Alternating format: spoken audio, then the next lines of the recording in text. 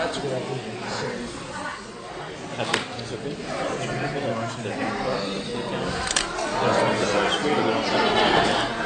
But on they get it and say, okay, Crown Palace. We need a pledge of allegiance also. Pledge of allegiance. You should do whatever you guys have a problem with pledge allegiance. Why would you not? Because normally they didn't. All the meeting order. Roll call, please. Present. Here. Here. Here. Here. Yes. Here. Please all rise for the pledge of allegiance. To the flag of the United States of America and to the republic for which it stands, one nation, under God, indivisible, with liberty and justice for all.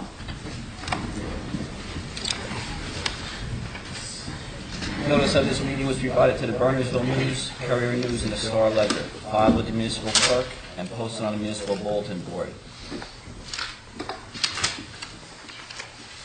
All right, at this point, we'll entertain an open session.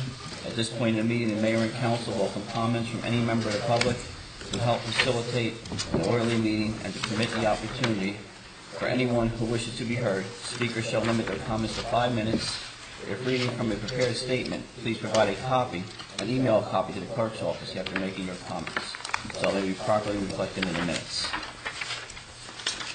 Anybody wish to be heard from the public on any matters? Seeing none, I'll close the open session. At this time, we have presentations. I have a proclamation for Bernardsville resident Anne Marie Rasciotti. She's being honored by the Somerset County Commission on the Status of Women. So this is a proclamation of the Mayor, Borough of Bernardsville. And whereas the Somerset County Commission on the Status of Women, in celebration of Women's History Month, will honor women in Somerset County for their significant contributions to women's causes in their professional fields or in community endeavors. And whereas Anne Marie Rasciotti, a resident of Bernardsville, New Jersey, has been selected for entrepreneur. And whereas about 40 years ago, Anna and her partner started a court reporting business, Suburban Shorthand, which in 1994 was purchased by a group of investors, and with Anna continuing in a management role until her retirement, that operation grew to one of the largest court reporting agencies in the United States. Whereas after retirement, Anna provided guidance to another court reporting business, which has also grown and prospered, as well as devoted time to charities, fundraisers, local school functions, and Josephine's Place, an organization which serves the needs of women in the economically poor area of Elizabeth, New Jersey. Now therefore, I, Kevin Suey, Mayor of Borough of Bernardsville, by the authority vested in me and representing the Borough Council of the Borough of Bernardsville, do hereby honor Anne Marie Rasciotti in her significant accomplishments in business as a business mentor, and do hereby enter this proclamation in the public record of the Borough of Bernardsville on this 9th day of March, 2015. I spoke with Anne before and her son, and they were not able to be here. They had other business obligations this evening. And I have a second proclamation for all our Girl Scouts out of here this evening. All right, whereas Juliet Daisy Gordon Lowe founded the Girl Scouts of the United States of America on March 12, 1912, and whereas in Girl Scouts, girls develop their leadership potential through activities that enable them to discover their values, skills, and the world around them, connect with others in a multicultural environment. And whereas Girl Scouting is continuing a legacy of creating gender-balanced leadership in the United States and the world in its secondary century of service to the girls by providing girls with the tools to become leaders dedicated to making this country and world a better place. And whereas the Girl Scouts has made girls' financial literacy a high priority in its program and activities for over 100 years, and continues to develop financial empowerment programs for girls in grades K through 12 to guarantee another future generation of independent female leaders. And whereas Girl Scouts outdoor experience are an integral part of Girl Scout leadership, experience for girls of all ages, outdoor activities are woven into the core leadership the development program in such a way that girls feel comfortable trying new things and testing their limits and gain confidence and acquire new skills in a safe and supportive all-girl environment. And whereas Girl Scouts is committed to ensuring every girl has the opportunity to explore and build an interest in science, technology, engineering, and mathematics, also referred to as STEM, helping them to develop critical thinking skills, problem-solving skills, and collaborative skills, which are vital throughout life. And whereas girls in grades 9 through 12 who demonstrate extraordinary leadership through action projects that have sustainable impacts on their communities and beyond are presented the Girl Scout Gold Award. Now therefore, I, Kevin Suey, by virtue of the authority vested in me as Mayor of Bernardsville, do hereby applaud and comment on applaud the commitment Girl Scouting has made to the support and continued advancement of girls in their roles as leaders here in our state of New Jersey, and declare this week of March 8th through the 14th, 2015 to be Girl Scout Week. Thank you, ladies.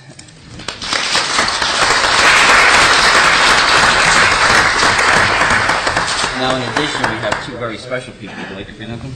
Okay, thank you. Yes. Thank you, Mayor Seeley, and committee members for letting us do this. There are a number of women, so I couldn't just write a proclamation for one. As the proclamation says, Girl Scouts help young women to discover new talents they didn't know they have, to find and address needs in their community, and help them find their voice so that they should forever be heard. So we're honored to have two women with us who beautifully exemplify those goals. Gail Moose, a longtime Bernardsville resident that many of you know, and a 52-year Girl Scout, is currently our service unit manager. She started with Scouts as a girl and then returned to lead a troop and had all 5 of her girls earn the Girl Scout Gold Award. She is also our song leader and serenades us at all of our campfires. And she helps with the VFW Auxiliary, and you also see her at the school with our children. And I believe we have a plaque for her. Here you have. Oh, we got it.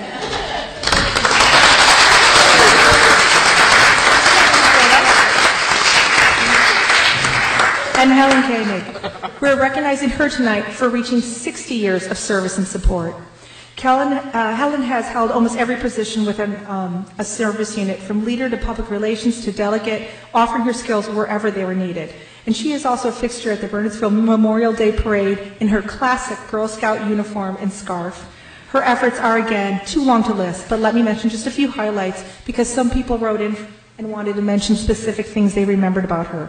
Helen first volunteered with the Girl Scouts before she was married, before she even had a girl to scout. She said it was the best thing that ever happened to her because it got her outdoors and introduced her to camping. Helen not only mastered camping, but she became an instructor, and her troop handmade a traveling camporee kitchen, I heard. I don't know if we have been able to locate that. Gail Moose's first memory of any camporee was seeing Helen standing in the driveway of the Brady Life Camp, waving cars into the parking lot with a big smile on her face. There was also the leaders that she helped. Julia Johnson mentioned that as a co-leader of a troop, her and the other doctor with busy practices heard that Helen had volunteered to do their troop paperwork for her and her co-leader, therefore allowing those women to continue leading the girls. She was always willing to help us and made it possible for doing jobs wherever we enjoyed it the most. So while we're here honoring Girl Scout Week, we also want to make sure we recognize the over 200 girls in this area and 50 leaders who are volunteering to lead those girls, some of which are here tonight, and who are serving the community, discovering their new talents, and making their voices heard. Thank you. Thank you.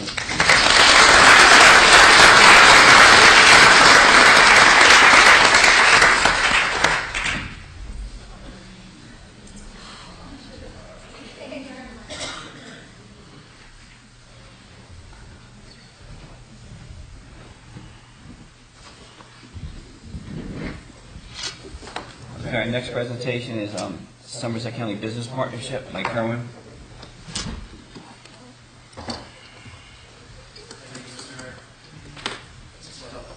Well, we put you third, put the pressure on you here. You got a green tie. That's right. This is a season.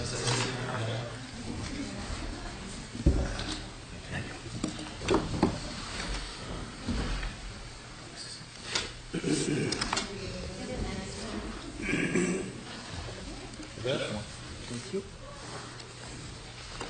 you for butting me up. It's been a while.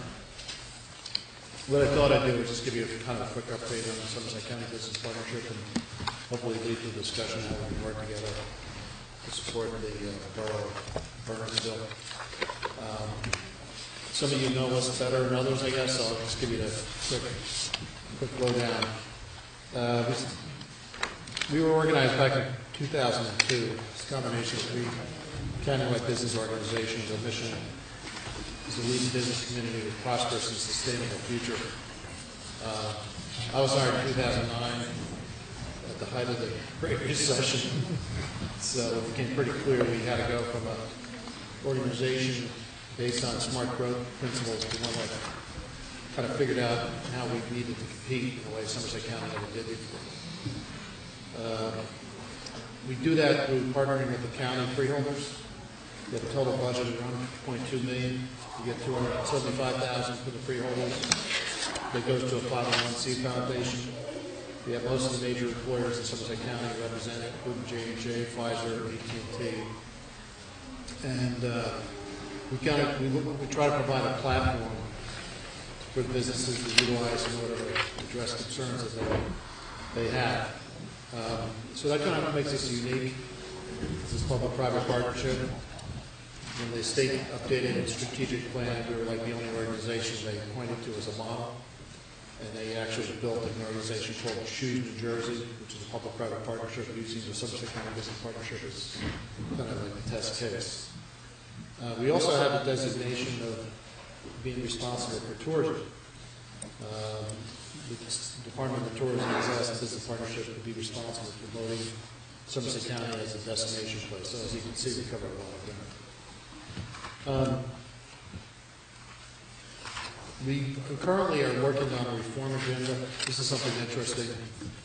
The New Jersey State Chamber basically has asked us to work with them to come up with a business reform agenda to make New Jersey more competitive. We're going to be working for them. Stay tuned for further details. But you can expect us to take a stance in dealing with the Transportation Trust Fund, pension reform, and the inheritance tax is driving, I'm sure, a lot of Bernardsville residents outside New Jersey. That needs to be addressed. So we're going to do that in terms of a statewide coalition, so stay tuned on that. A couple of years ago, we got a SEDS, Comprehensive Economic Development Strategy, approved by the U.S. Department of Economic Development. That gives us the ability to go after federal funding to a very unusual, because we're one of the only areas in New Jersey and the state to actually have that. Put a copy of that in your package. So if there's any federal money, we can use that as a resource. We also took but provided some leadership to the Workforce Investment Board, which frankly wasn't operating at a real high level. The idea is to really take advantage of what Somerset County's biggest asset is our educated workforce.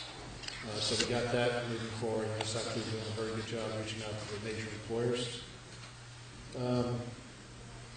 Priority growth investment areas is something that the County Planning Board has done. Again, that distinguishes Somerset County in the sense that we have identified areas where the municipalities support smart growth development, where there's infrastructure, and address some of our big concerns about some of these big vacant office complexes. When Santa Fe left down the road in Bridgewater to go to Cambridge, I was an eye on that way. They're not supposed to be leaving New Jersey, not alone Somerset County, and now all of a sudden they're going to Cambridge, and it's not because it's less expensive, because it's not.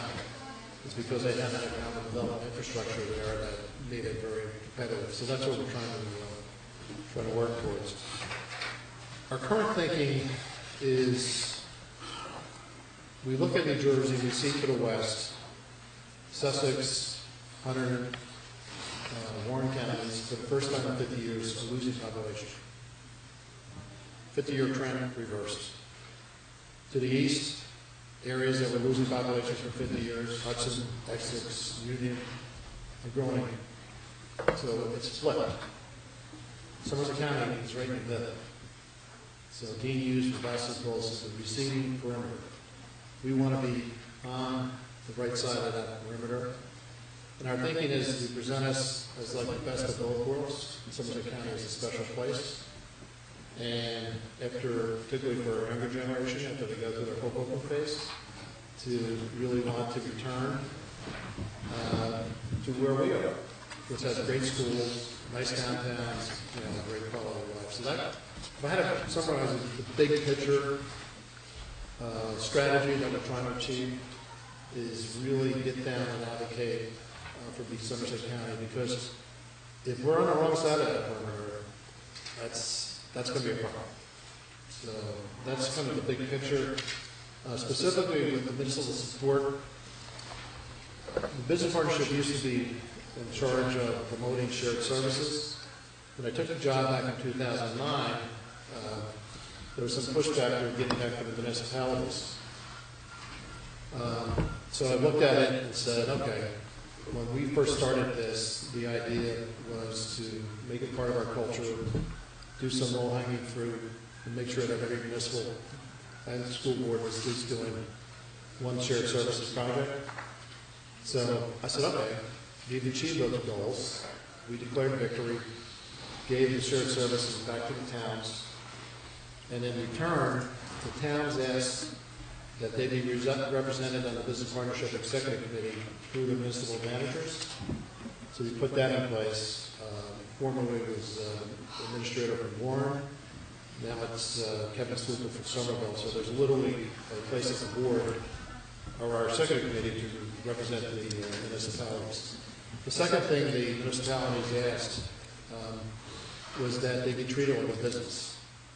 So our due structure is based on the number of full-time employees. And frankly, the one thing I forgot is what that means for Bernardsville. But I think it's around $1,500 is my recollection, but I'll follow up. If you join, then we will have every town represented with the business partnership, except for two, which I remain nameless. But they are some of the two of the smaller ones. So it's been a while since we had this conversation. I've worked and met with the local chamber. I've known, I obviously know Bernardsville for a long time with Peter Palmer as a personal acquaintance. And I'd like to see what we can do to work together. Do you have any questions? I know as part of the, is the county tourism actually part of the partnership, or is it? Yes. So what happened was, I don't even know how that happened, because when I took the job, I knew the economic development part pretty thoroughly, because I wasn't interested in the chamber part. I had no experience in tourism.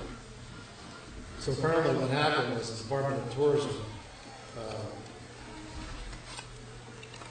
that they have what they call DMOs, designated marketing organizations. So there's about 20 of them throughout the state. Somerset County needed a DMO, a business partnership. I don't know how they did it, but we got designated to be the marketing organization. So when you look at the economic development stuff and the tourism promotion of it, we actually run a slight, a deficit, which is made up by the chamber dues. Which kind of, that's, our chamber skin in the game toward economic development and tourism. Anyway, to make a long story short, when I got the job back in 2009, what's this tourism stuff? So we did a study, which actually I think I have some references from there. I was shocked to realize how big of an industry the tourism and hospitality is in Somerset County. Huge, much bigger than I ever thought. So that would convinced me of the need for that. And now, moving on, what do we need to do to compete? To the west is in decline in a sense, and we focused on the millennial generation. I can send you a reference to the report that we just had done. We can be attractive if we promote the amenities that Somerset County has to that generation. And the story I always tell, this is my stump speech to young leaders in Somerset County. Look at Somerset County. We have these great, beautiful parks. DD Ballpark down in Bridgewater, Duke Farms, 15,000 acres of open space, 5 public golf courses, U.S. Golf Association. We got a lot. Further to us, they don't have one of those. Not one. Why do we have it? Why do we have all? Because of our history of leadership, of both the private and the public sector. So we have these amenities, which are theory of the business, make us as attractive, we know it, but to the millennial generation that want to move here. So part of our game plan is to kind of promote ourselves, and that's where the tourism part comes in.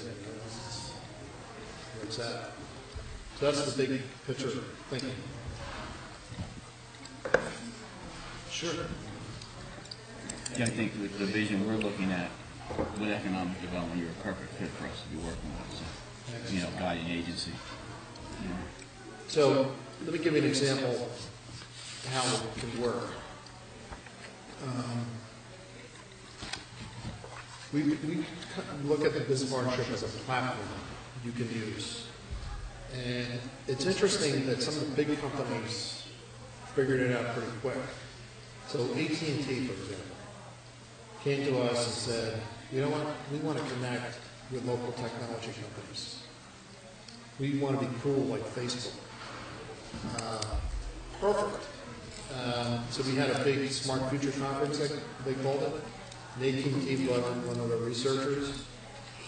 We talked about the future, and they said, we want Somerset County to help us create that future. And I jumped up and I go, we got three companies, you know what I mean? And we have this great synergy, it was fantastic. So that's how I would invite you to look at the business partnership. Maybe not that really high level, but if there's something we can do working together, let us know. I just had a meeting with Franklin Township, another end of the county. They've been neighbors of Rutgers University for 250 years. Do you think after 250 years there'd be a Rutgers sign in Franklin Township? No. So that's their thing, right? So we're trying to facilitate. So tell me what your thing is, and we can always see what we can do to make it happen. So I was going to ask you back, specifically, aside representing us in lobbying and stuff like that, what would you say you can do for Bernardsville? Well, I think we can support your downtown. I know I did meet with your local chamber and recognize best practices there. Infrastructure investment, particularly with transit, make sure that we take advantage. Yeah, you have a chance there. Yes.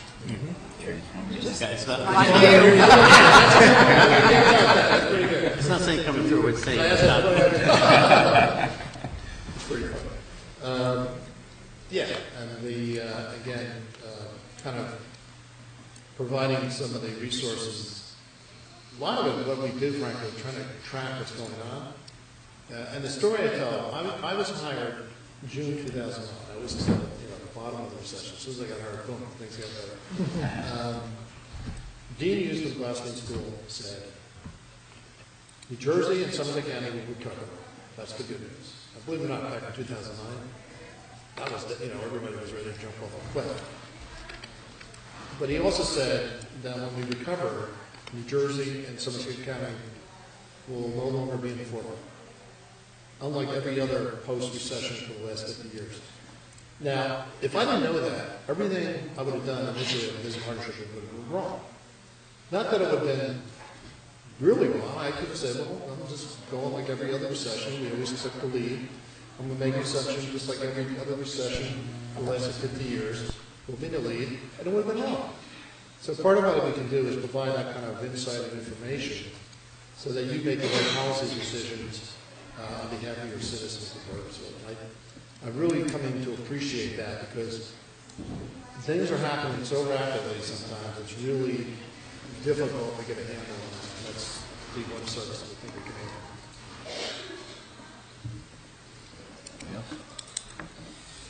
We also have a network of men at Bernardsville. And you just hosted the Meet the Mayor's Forum, which was very successful. And you did that throughout the county. So the thinking on that was, this is a good example of how the business partnership works. We shamelessly copied the Meet the Mayor's idea for Middlesex County, but we get our Somerset County business partnership twist. What Middlesex County did was a networking event to connect local businesses with the mayors. Fun. That was part of our program. What we added to it was we basically asked each mayor in Somerset County to demonstrate innovation at the local level to help businesses. And every single mayor responded with a positive story, which I think is a great testimony. Mayor, you were part of that. Yes, sir. Thank you. To really showcase that Somerset, I'm not saying you need the welcome development thing is going on. I'm talking about supporting existing businesses within your town. And I think that worked out really well. Well, that's very informative. Yeah. So we're looking to continue that forward. So that kind of thing, you have a specific, I don't think we're going to do it on a geographic way anymore. It might be more on specific issues. So we may do a Meet the Mayors focusing on downtown revitalization, Bernardsville. One stop ride to New York, I mean my hometown, Somerville. Maybe something down in Franklin because it's so big. But, again, think of us like a platform. There's a specific issue you want to see addressed, let me know. And I think working together, we'd love to have you. My ask is that you join the cause. Okay. And you know what? It's the money's there, but it's more to be part of it because that gives us the ability to advocate. And I say we get from Bernardsville down to Montgomery. We're all the same team here. Somerset County is a special place, and then boom, advocate for what we can accomplish. Okay, could you email us, I guess, a hard copy of what membership is? And, Yes. And then Well, yeah, I'll just need your number of full-time employees. Okay. And then we'll figure it out. All right, we'll Does do that make sense? Yes. Any questions? Thanks. Thanks. Thank you. Thank you. Thanks. Thank you. Thank you for coming. Appreciate it. All right, next we have Paul Casale, an Eagle Scout presentation. Yes. This is Paul Casale. He came to the Rec Committee. He's an Eagle Scout. He wants to do his project. We've had other Eagle Scouts in the past, do nice things up at the pool. He has a project he'd like to show everyone. He's already met with John down south. We met with him, talked a few things over. He'll continue to work with John as long as, he can probably include him. So we want to do what we definitely benefit.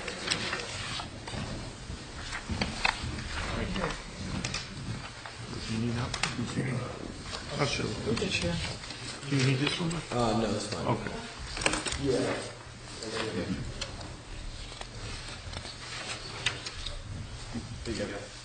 Thank you. So, my name is Paul Casella. I'm from Bernardsville Troop 150. My proposal for my Eagle Scout project is to build a patio at the Bernardsville Public Pool. It'll be 10 feet by 20 feet, directly next to the snack shack that's currently already there. The idea behind this is that it'll hold the picnic tables and things to prevent the rain runoff from down the hill from getting in people's way while they're trying to enjoy their food and things. Very simple, just paver stone installation, and it's just going to be a patio for people to enjoy. It's Is not it going to going to be cost anything. sand or concrete between the pavers? Sand. Okay. Yes. It's not going to cost anything. We're going to supply all the labor, all the supplies, except for quarry dust. That's going to be provided by the maintenance department. Works. Yeah. Yeah. What's your timing on this? Is it looking in the spring or? This is going to be done during April and May. The timeline for completion is going to be Memorial Day weekend. It'll be done and ready for the pool to be open. we use a white color. Kids are out there running around, it doesn't burn their feet when they go over if they don't have flip-flops on. That's pretty much it. Thank you. I applaud your efforts, and that is needed right now, so there's that too, yeah. Anyone else have any questions? Jack, what do we have to do? Approve?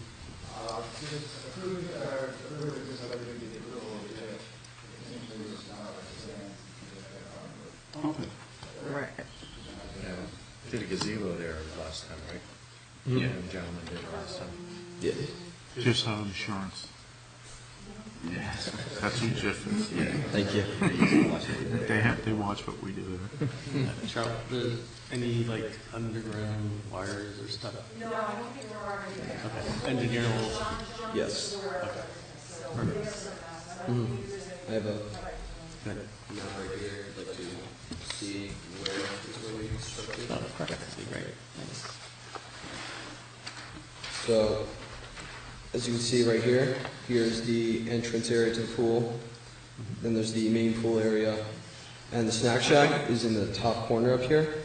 And where these tables are right now, that is where the project is going to go. There's really no issues obstructing it cable-wise. It's going to be very low level. Shouldn't be an issue. All right, well, I applaud your efforts. All in favor? Yeah, motion? Make a motion, we proceed with the project as recommended. I move by Mr. Youngblood, second by I'll Mr. second it, DePortera. subject to the JIF approval. And that's subject to the JIF approval. All in favor? Aye. Opposed? Abstained? The ayes have it. Thank you very much. Thank Thank you. you. Thank Good you luck. so much. Thank you. Thank you. You can keep the pamphlets if you'd like for record. Okay. Thank you.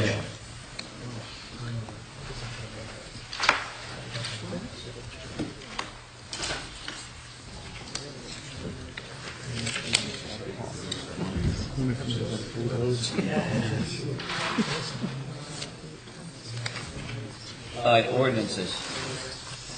Continue public hearing on ordinance 151680, requiring public notice for appeals from determinations of administrative officers and requests for interpretation filed with the zoning board of adjustment and amending Article 4 of the Borough Land Development Code entitled Provisions applicable to both the planning board and board of adjustment.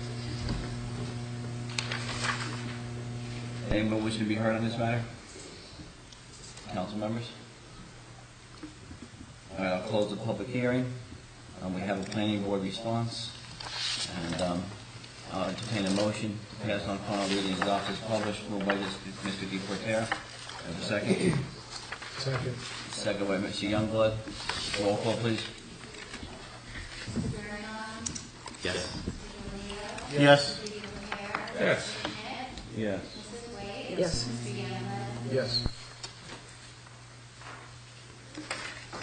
Open a public hearing on 15-1681, prohibiting smoking in borough buildings, parks, playgrounds, recreation areas, and vehicles, and supplementing and amending Chapter 3 of the Borough Code entitled Police Regulations. Anyone from the public wishing to be heard on this matter? Council members?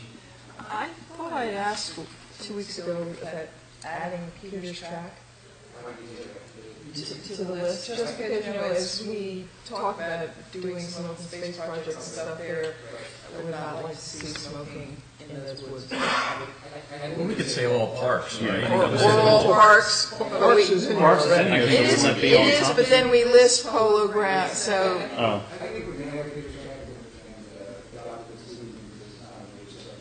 Right, it's not, Just say all open.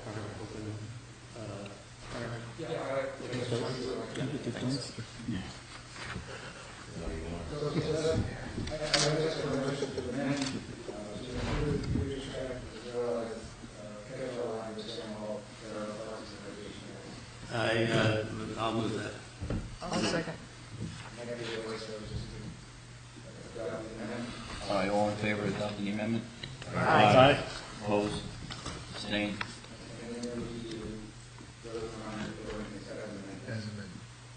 All right, any other council members have any comments? Okay, I'll entertain a motion to pass on final reading and adopt as published. amended, as amended. I'll move. Moved by Mr. Youngblood. Second. Second by Mr. Schmidt. Roll call, please. Mr. Youngblood? Yes. Mrs. Wade? Yes. Mr. Schmidt? Yes. Mr. DiGiorgio? Yes. Mr. Delia? Yes. Mr. Bernhardt? Yes.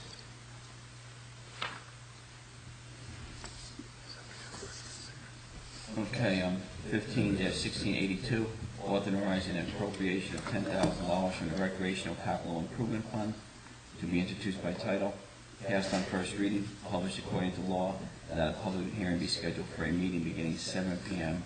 March 23rd, 2015. I have a question about this one. Sure. What is this for, is 10,000?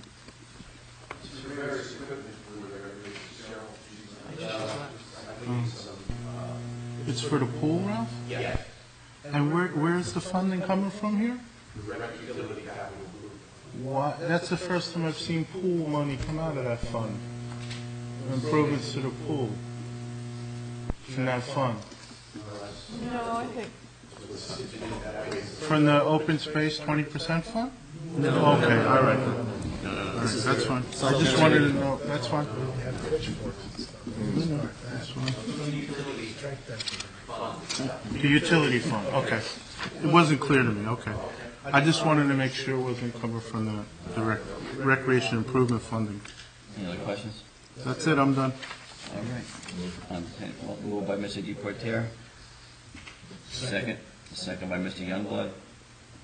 Sam, do I need a roll call on this, or just? okay. All right, all in favor? Aye. Aye. Opposed? Abstained? No. All right, resolutions. We have resolutions 1562 to 1574. And council members wishing to pull any for discussion, any questions? It's not really discussion, but under the sewer ordinance, I think section 3 should read, and any or, Which number? of course, I didn't write that down in my notes. The sewer. Oh, whoops, okay. Right, yeah, that's. Lonesome. Okay, never mind, sorry. I did have one, 70.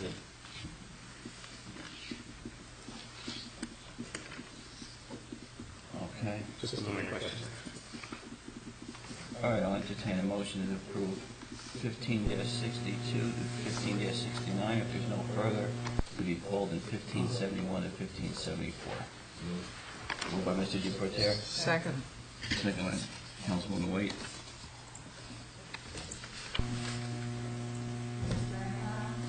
Yes. Yes. Yes. Yes. Yes. Yes. Okay, 1570, awarding a contract for air conditioning for the courtroom and third floor municipal building. Peter? Yep.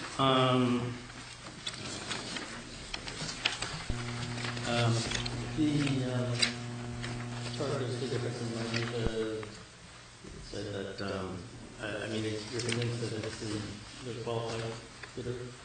Yes. Okay. It's expected to be prepared by the council engineer.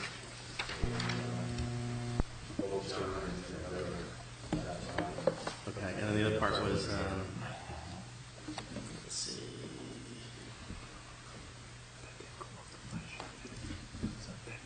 The list of, let's see, you had,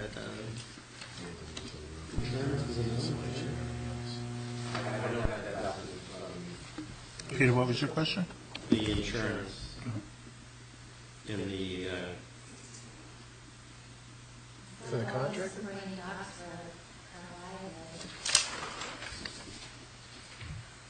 trying to figure it out.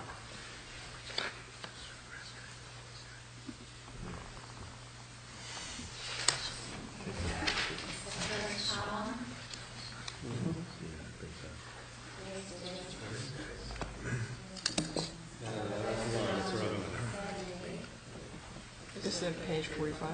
No, it was, Insurance, let's see. Insurance. Little, no.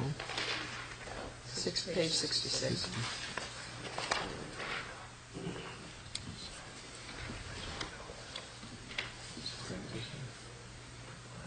It's checked, yes, for insurance. Last column, insurance.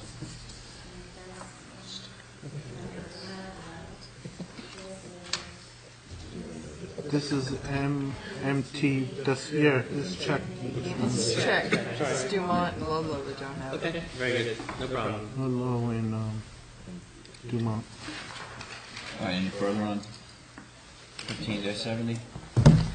I'll entertain a motion. I'll move. Moved by Mr. Bearbaum. Second. I'll second. Second by Mr. DeLeo. Roll call, please. Yes. Yes. Yes. Yes. Yes. Yes. I just want to add a comment to this. So so the roof has been repaired in this building. It's been insulated. The outside fascias have been done, and now the air conditioner's in place, hopefully soon. So we're getting there. I think that was the major repairs that were needed in this structure.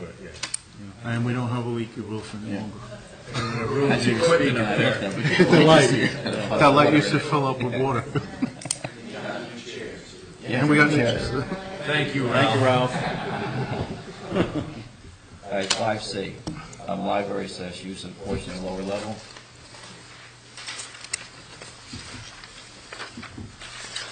Has everybody had an opportunity to tour the facilities? Yep. I didn't tour the facility, I'm sorry. And we also have some accompanied recommendations in the package. With your first proposal, what sort of, you didn't actually give us a square footage that you thought you would like with the conference room. You said you'd like a sliver of the piece, the chunk with the window, or the area, excuse me. Well, I think it would be probably, the level of the room right now is about 400 square feet. So I think we would really want to double that. You said 800 in the thing, but I wasn't sure about the conference.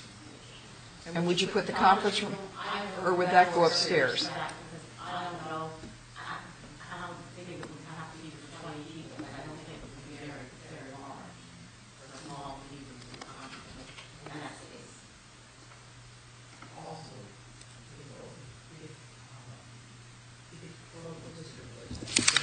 we will have room for a smaller conference room, probably seating 10 to 12 in their space for the time. One question I had based on the tour is, and we were talking about the different uses, do you guys need sort of conference rooms or more sort of individual areas where a teacher can tutor, mentor? The individual areas are wonderful, but you start getting it's much costlier. You can have 3 tutors and pupils in one conference room if you're talking about it. Okay. You do quite often have that kind of thing. And then there's the spaces available for meetings and other things as well. And it's sort of more, to me, it's a more useful space to have. A small conference room is where several people can be working. But it is very full in the afternoon at school. I mean, there's a lot of... No, I've been there.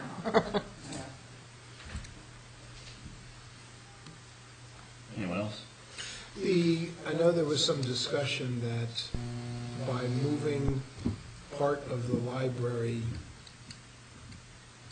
downstairs, we then open up the necessity to have stairs and elevator from upstairs down because the library is now not compliant. Are we sure that that's not an issue? No, the building is compliant. The building is compliant, no matter what you would do, you have ADA now. You're not going to change ADA now. They were talking about potentially having access from within, which would be more cost involved. Okay. Whether you do an elevator or whatever it is. I don't think. There are some discussions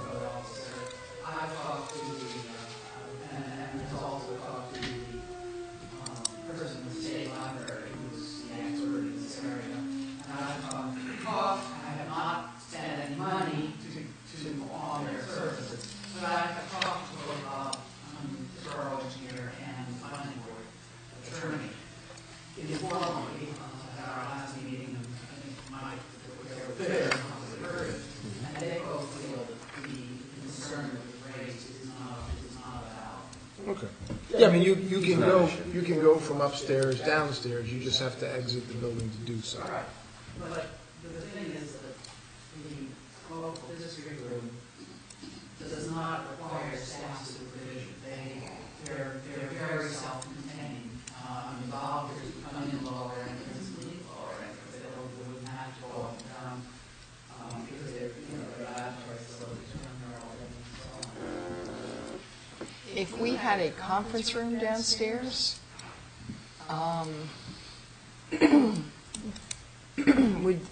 we have? You have a key to it, or? Yes, we could do that, and then we can also take care of the schedule. We have conference scheduling software already. If you want a conference room, we'd be sort of happy to do that scheduling for you. So basically, it would be used only during library hours, when the library, right? Yes, you always have a staff member there. Yep. Every night except Friday and Sunday. Friday, Saturday. And we also occasionally do have even the library doesn't open until 10. There's usually a staff member there by 9, and so there are meetings scheduled occasionally earlier than 10, 9 to 10, 9.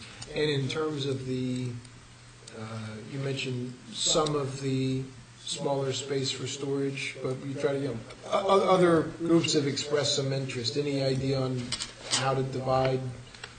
No, a smaller office space, which is windowless. I mean, I heard that the police had a lot of record storage, and God knows Michael Hunt has tons up there on the 3rd floor, although he can find them faster than anybody ever do. I think just the small window space, which is not really an office, it's like a closet, big. Well, I think it's, that's already kind of broken up to where, it's easy to give several groups their own section because it's already compartmentalized and, okay.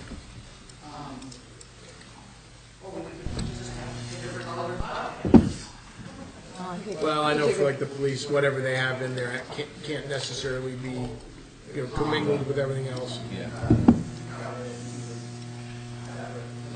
But, it's space that is, I think, not terribly attractive as a rental.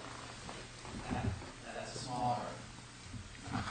It's hard to imagine anyone wants a windowless circular. So you're looking at, Most people have done business, so the dark is not so bad. so you're looking at space, the storage space in the smaller office that doesn't have any windows, and space in the larger suite also? Okay. All right, now Jack, where does that put us with our next item with Silbert?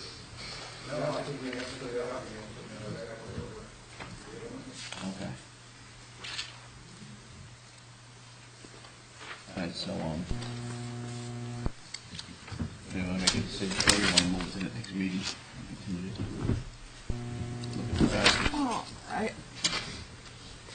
My feeling is, despite the fact that the Somerset Business Partnership was just here, that we've got an abundance of space in Bernardsville. So if we spend $21,000 to, as I interpreted the agreement with Silbert, to have them market the space for 6 months, what sort of guarantees do we really have? I mean, Bill, you're sort of in this business.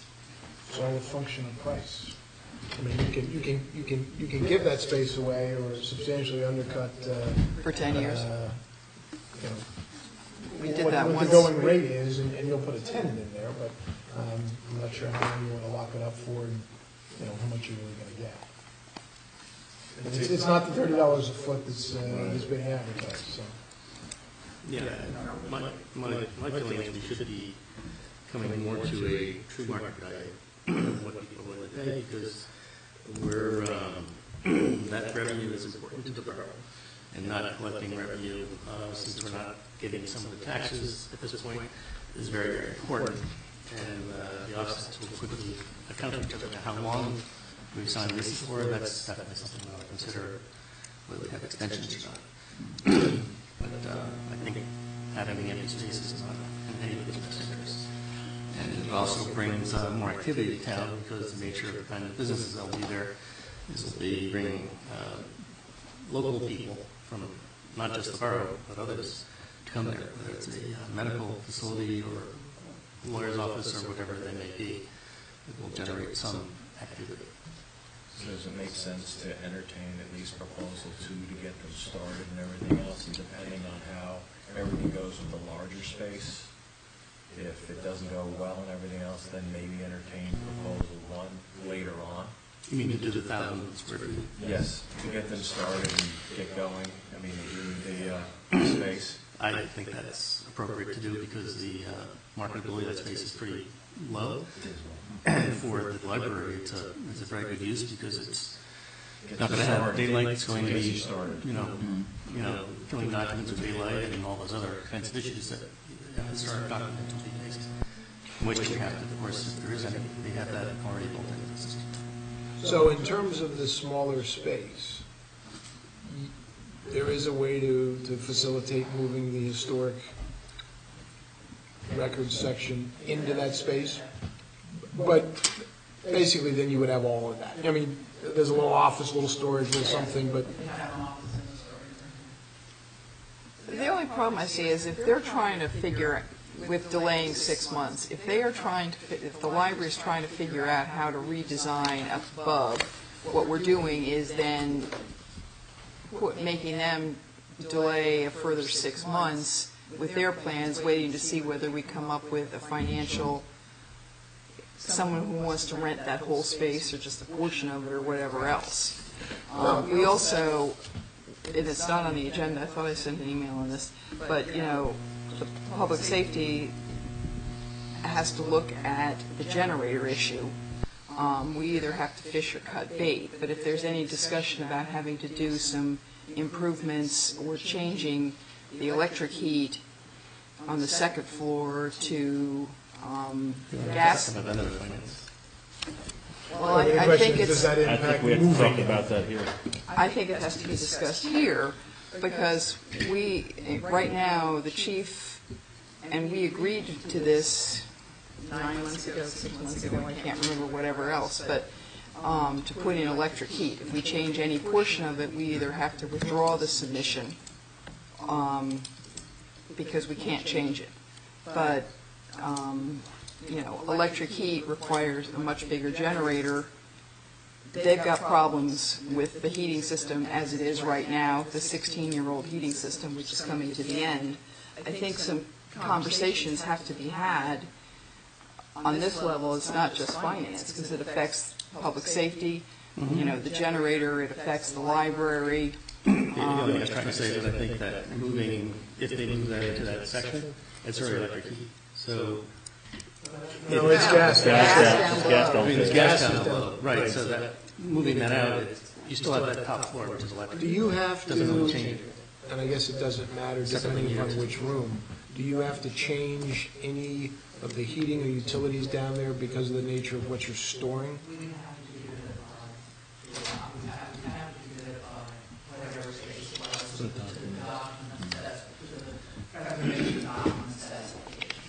But that's, again, That's minimal. so I think this is really separate, only because you already have the separate heater, you already have the gas downstairs, and everything else is, the upstairs is. Whether you move historic records into the large space or the small space, that's really the only thing you're entertaining moving. If you go with option number 1, you're adding a meeting room, but you've moved the same amount of space from upstairs down, regardless of which proposal. So if we go the route of putting historic in the smaller space, renting out the larger space at whatever prevailing rate can be, it's kind of it's a compromise. You're getting two, accomplishing two things. Yeah, that's a lot of square feet. And, if it's $25 or $24 or $27 is still a nice piece of revenue that offsets some of our shortfalls that we're experiencing in our budget. especially since we're hearing now that the electric heat is having issues. I think a conversation about getting a quotation on what it's going to cost to transfer from the electric to a gas system, get a quote on that, and then I think the generator subject becomes much more palatable as far as the size of the generator that's needed and running the whole facility. I think it would be more economical. You're not going to use as much energy monthly with an electric bill, nor as much gas to run the generator. So. Right. And along with maintenance and all the things Right. of a much bigger unit is much more involved. All right, so Jack, how do we proceed here? Can we vote on number 2, or? Yeah, we can make a motion. Yes. Option number 2 option. is to move, there are 2 options of proposal. Option number 1 was in the larger space with meeting room and storage in the small space. Option number 2 is to simply move the historic section into the small space. And have some small storage also. It may take, well, I'm not sure there'd be that much storage left, but basically, all of the small space would be taken up by the Yeah, for historic friends in the records. foundation. I'd like to move for proposal number 2. Moved by Mr. DePorter, Second. proposal number 2, second by Councilman Bearbaum. Does anybody need a roll call on this, or just You don't need voice? it. Okay. All in favor? Aye. Opposed? Abstained? The ayes have it. One question though, can I ask on the Silbert lease, would that be doing the whole thing? Well, this is our next item of business. So we'll Okay. move right to No, it. at this No, point, we'll move right to it. only the larger is available. I understand that, but what happens is, and I can't remember off the top of my head, the square footage of that larger unit, but if they come in and say, we don't want the whole thing, then do we turn around to the library and say, we could still have some open space? Depending on if they take doorways and if we can access it and everything else, that would probably be a function of that whole situation. Or they might You know, if someone just takes the window area and leaves a back end, you could probably access it through a wall. Right. They might have 2 or 3 people come in So and it's, split it. yeah. So you just try to market and say, hey, this is what you got. Well, I don't need that much. Then you try Right. to work something out. Now, are we on the Silver at this point? Yeah, we'll move on to Silver now.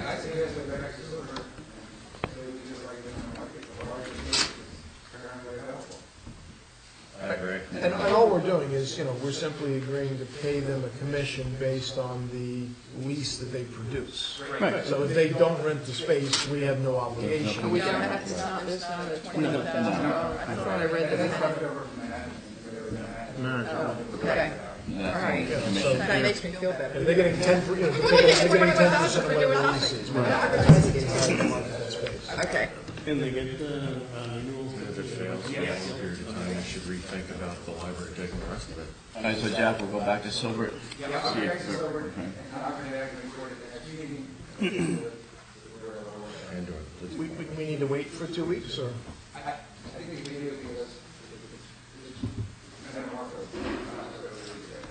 And if they're not interested, we go to some. Then we come back in 2 weeks. All right, so, okay. I'll find some commercial realtor in town that would do something.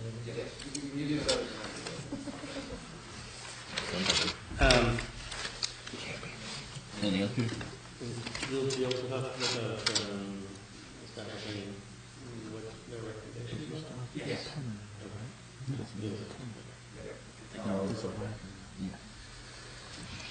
Okay. All right, 5E, request for a pier wall and fence and a conservation easement at the Dabby residence. Dobby. Everybody get a chance to look at this? It almost looked like the stone wall was outside the easement based on that map. It was, Well, there's a fence there already. Yeah. All they're doing is they're actually pulling off of it, so you're actually pulling it behind the fence line. That's already there if you look at it. I guess I was There's misreading. 2 like S walls, but it's pulled back from an existing fence line. So it is, there's a fence that goes this way, and then there's like two little S walls that come into the driveway. So that's all they're doing is adding the, The little S's on both sides. oh, okay. You know, two piers and then a knee wall in between. Just block is the only thing they're adding, Mike? Yes, those two S. And what's That's an existing fence line to the And it's- left and right of it. and that's what it looks like? That's what it Oh, looks all like. right, I yes. misunderstood the diagram. Yeah, I did too. I thought it was the You whole gotta line. look at, if you look at it, there's a cut through, it says AA and everything else, and then you go to cut AA, that's what that looks like. And when you go through the BB one, that's what that one looks like. I thought we have an engineer here. There's no fence on that property right now, because it's brand new. I see a fence line there. Yeah, but there's no existing fence. What they're planning on doing, I'm most likely going to have to recuse myself because these people are friends of mine. It's the wall the way it's shown, and they're looking to build a fence with a gate to the driveway. Is what it is. There's no current fence there. It's a piece of cleared property, and it's a new house under construction. It's the second to last house in Bernardsville before you hit Morris County, and it's right now empty in front. So A2, A3, and A4 are non-existing, basically saying. Because usually when you draw your blueprints, your dark ones are the new one you proposed, and the light lines are existing. Well, it sounded like the next door neighbors already have a neighbor- stone wall. That's true. The So is neighbors- this going to almost run in a line? No, with the- no, I don't think so, because it's not going to be attached, because their driveway comes down. I see what, Arch replacing yeah, that, being light on both I sides. see what you're saying, but no, they are definitely adding this. That is not, it might be drawn incorrectly, I'm not Maybe the sure. fence has already been approved. Or what are they asking for, just the... That's true, the fence could already be approved, I don't know. They're encroaching into conservation easement. How come it's not on there, the conservation? Can Terry easement? help us on? What's the conservation easement? Because didn't the planning board look at this? The Davy? Oh. No. No, I don't. This is environmental group in Yeah. Yeah, conservation easement for us.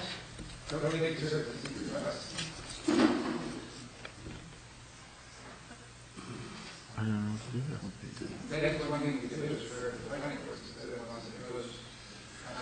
I would do that. I would refer to the planning board then at that In the point. meantime, maybe we should take a field trip, Because take a look at this thing. they're more adept at that. The house. All right, so So looking we're for here. Inside. I move that we refer to the planning board. moved by Mr. Deportaire, second by Mr. Fairbrother. Because of the stones. All in favor? Aye. Aye. Opposed? Abstain? One. One, I'm sorry, I should have, Councilman Schmidt? yeah, I need to abstain, please. Sorry. The only thing we have to make sure the width is right for trucks. Yeah. Yes, absolutely. Well, they'll go to planning and they have all the, After the planning, if there's any other variances like heights or, oh, they don't have any conditions. Well, there are several other places that have. take care of all of that.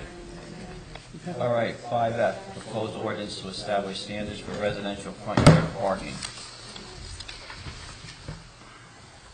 Has everybody This had a came chance from the to planning look it over? board. Yes. This did come from the planning board. This is the one they mentioned at the January meeting. Right. We were okay with it. Anyone have any comments or? Well, I guess the one thing that I was struggling a little bit to understand in properties that are have less than 50 feet, I mean, I thought we were trying to stop people from parking on the grass. And this, That's what it is. Well, that's what this you know, the 17%, so are we going to send the police over there and measure 17%? I mean, Zoning. the zoning officer. There'll probably be a complaint or whatever filed or whatever. The zoning officer will have to do that background. Make sure if it complies or it doesn't comply. And make a recommendation from Driveway there. is amended to add the following. Because most of the problem is at night, but the zoning officer isn't going to necessarily go over there at 10 o'clock at night. Everybody's got a camera phone and everything else. Okay. Make sure you. All right. But this is the recommendation from the planning board that we adopt this ordinance. Yes. Is there a rush, or can I have it ready for your next meeting? I think the next meeting will be fine. Anybody? Yeah. Okay. A little snow on the ground now anyway, you can't tell. Yeah, sure, chief. I haven't seen the final document they were looking at, I know several months ago, just on the task to take a look at this.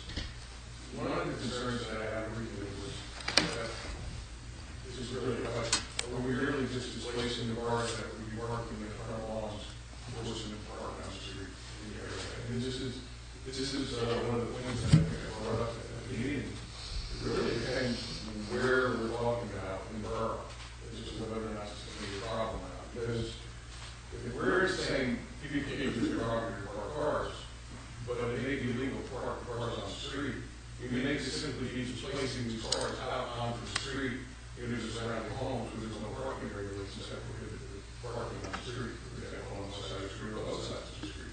And there's a lot of streets that are undersized, and you already have parking problems on some of the streets. So it's really just a question that I have to ask you at this point for your thought, because again, I have not seen the final document that's in front of you. But I think the question is not working on yards, where will they go? Particularly when you've done stuff like this, you can see out of the market, which is very possible.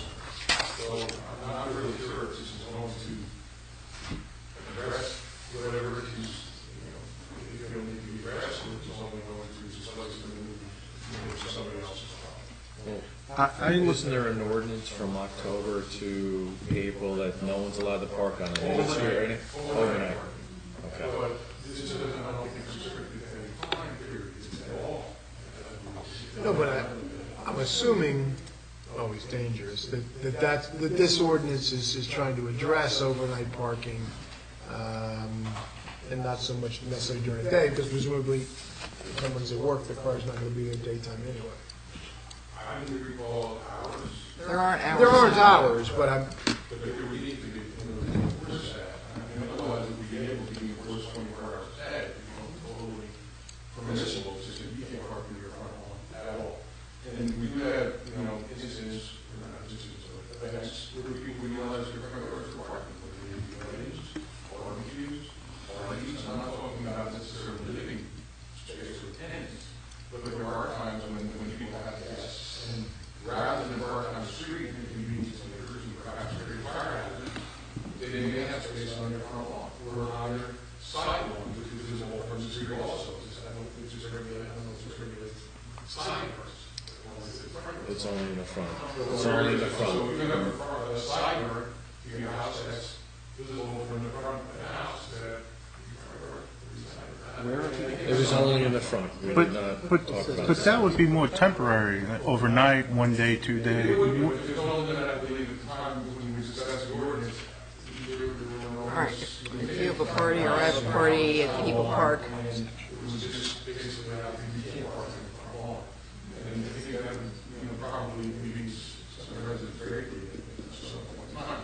I understand we're trying to conflict the overnight, maybe, we think about putting hours in, when this should be restricted, we're trying to avoid, people parking on the night, crowding properties to the cars that would create an unsafe situation, and that's completely understand that. But, likewise, if it was during the overnight parking period, if it was parking, I think it's just park on the street, a lot of streets that would possibly be, creating another problem. That's something to create. Push this to the next meeting, chief will get you a copy of the ordinance, you can look it over thoroughly, and then we'll discuss it again in 2 weeks.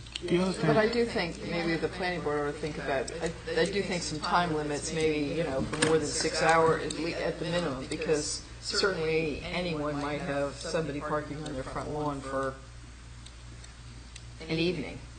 And that's not the intent. I raised that issue specifically with the chair of planning board regularly has people parking in large fields in front of their house when they have and I think the idea of restricting it overnight is probably very sensible. But, if this does permit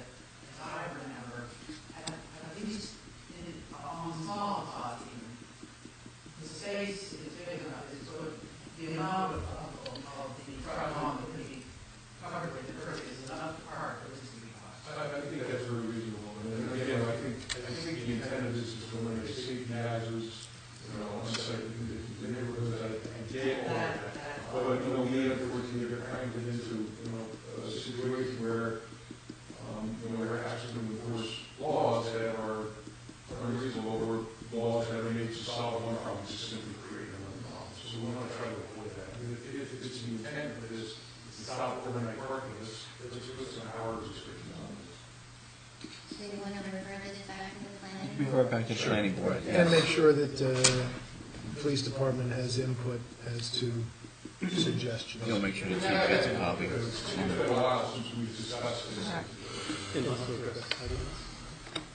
All right. All right, thank you, chief. Okay, 5G, railroad station. There are a couple of things I'd like to discuss. We're doing tenants, we get the victims, cover that evidence. So there are a few things. One, we're going to go after the tenants. I'd like to know if you'd like to set a minimum bid amount. There are arguments on both sides that yours are right to get all bids. Setting a minimum bid amount, maybe asking for bids in that amount.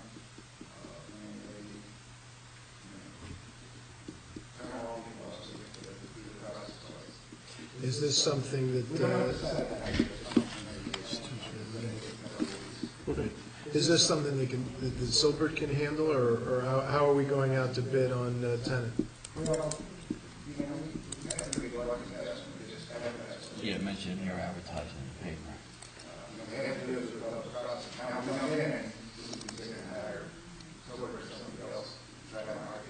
Now, Jack, in the past, have we set a minimum bid? Yeah, we have on occasion, not every time. As I say, we always reserve our right to get all this.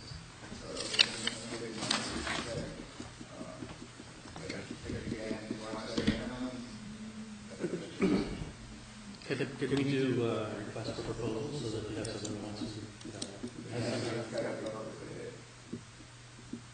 I mean, in public or? Well, request for proposals implies, don't have to work with the highest bidder. You know, we can set a restriction on what type of leases we have. Right. But we can't just have an RFP and look at the best 10. Right. But there are actually two contradictory sections of the local building law. One of which says that leases of the best 10, and the other says that they're over bid, and the value is over what they said you have to do that over bid. I'm not sure what the sections in there.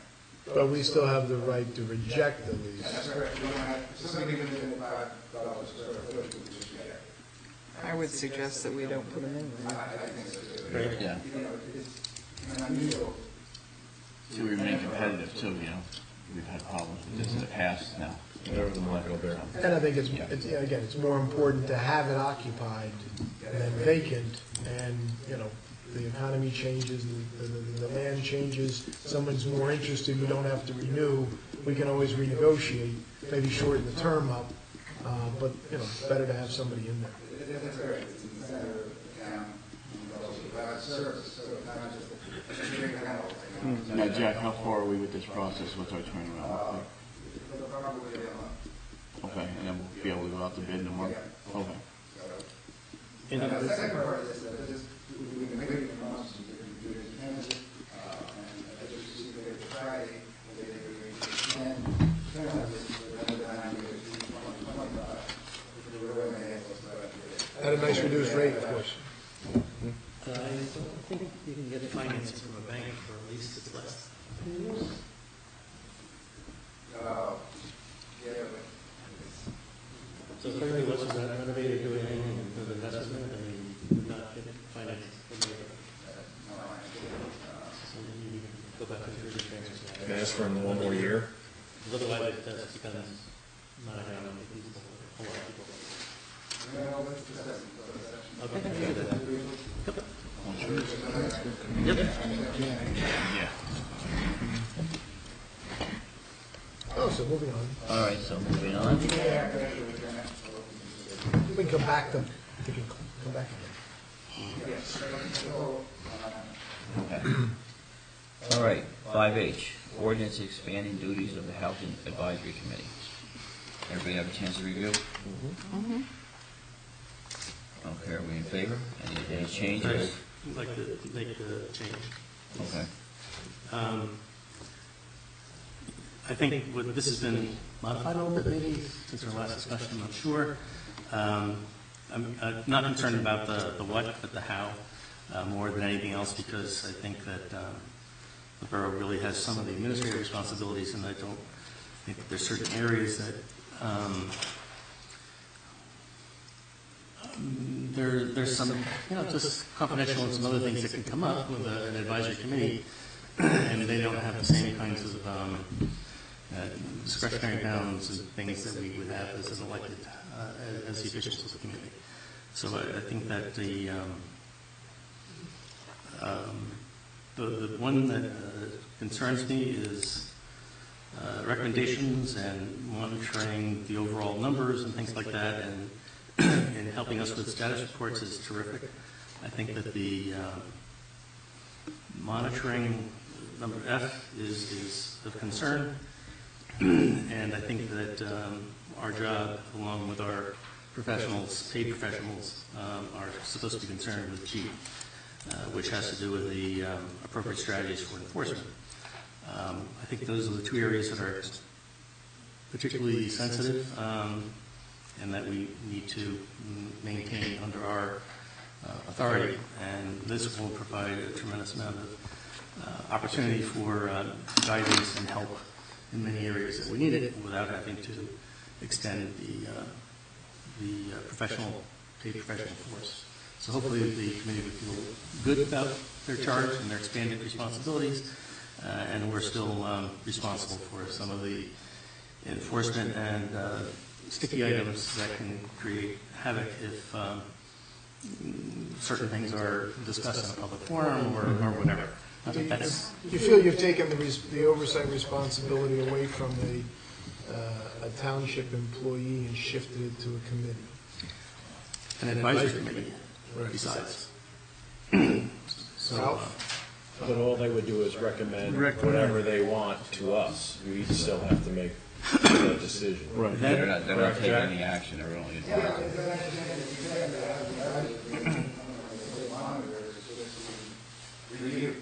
and then report back to us. For us to make the.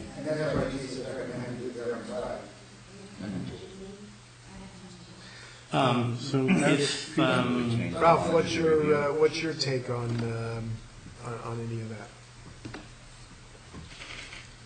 Well, I guess I would like to see the loss of our own official to be involved in anything to do with that. I don't think that's the discussion here. No. If it's not the intent, then it doesn't need to be here, because it opens up. I think the situation should. I think it's just oversight. Just like the housing authority, as a housing committee, they just have oversight. Yeah, you can see the already. Well, they're basically saying they're going to be monitoring the situation and they're going to be reporting back to us. Correct. So it's really no harm, no foul type of thing. Otherwise, it's like another set of eyes out there for us. That what's getting done is done, but they can't do anything about it. They have to come to us. I'm just trying to look out into the future. That some parties may have a difficulty with another party, and they're in the middle of reviewing these things, and it just creates opportunities that concern me. And I don't know, maybe if I'm not articulating it well, but maybe the chief, I guess there's probably situations where things could come up, and the police might be there, or just, I don't know, I just don't, I'm concerned. Not the what, but the how. I haven't seen this paperwork, so I'm not sure exactly what duties were being expanded or being turned over to them. But, obviously, if there is a police matter, particularly your zoning enforcement officer, your code enforcement officer, you have people pretty much handling those now. When we come in, really we're not really enforcing those particular codes, but we're enforcing criminal codes and other public safety codes that come into play here. And in those cases, we're not going to be discussing that through a public advisory group, no matter what Their laws are. We'll deal with the proper code enforcement people. We have to work with them. It's unlikely that we would reveal to the advisory committee anything. However, we had situations where certain things have been revealed to housing committee members that have not been revealed in the past already. So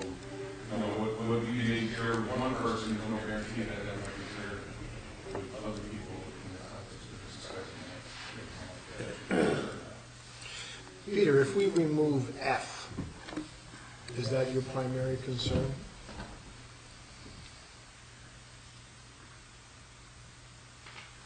But obviously, the housing committee. Certainly F is my highest concern, I yes. mean, the housing committee is looking for a little more teeth to continue to make progress. Yeah. So, I don't think we want to thwart their efforts, but, if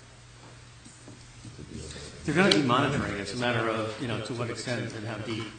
Monitoring is, It doesn't have to be in here, they can still, I could comment report on back to us monitoring. no matter what. It's just not an official document. I think the monitoring part is more of reviewing the CCFs that come in through the borough to make sure that they're followed up and they're completed and they're closed and everybody's happy. Because what we see now is that CCFs come in, they kind of sit around, we don't know who gets them, who's going to take care of them.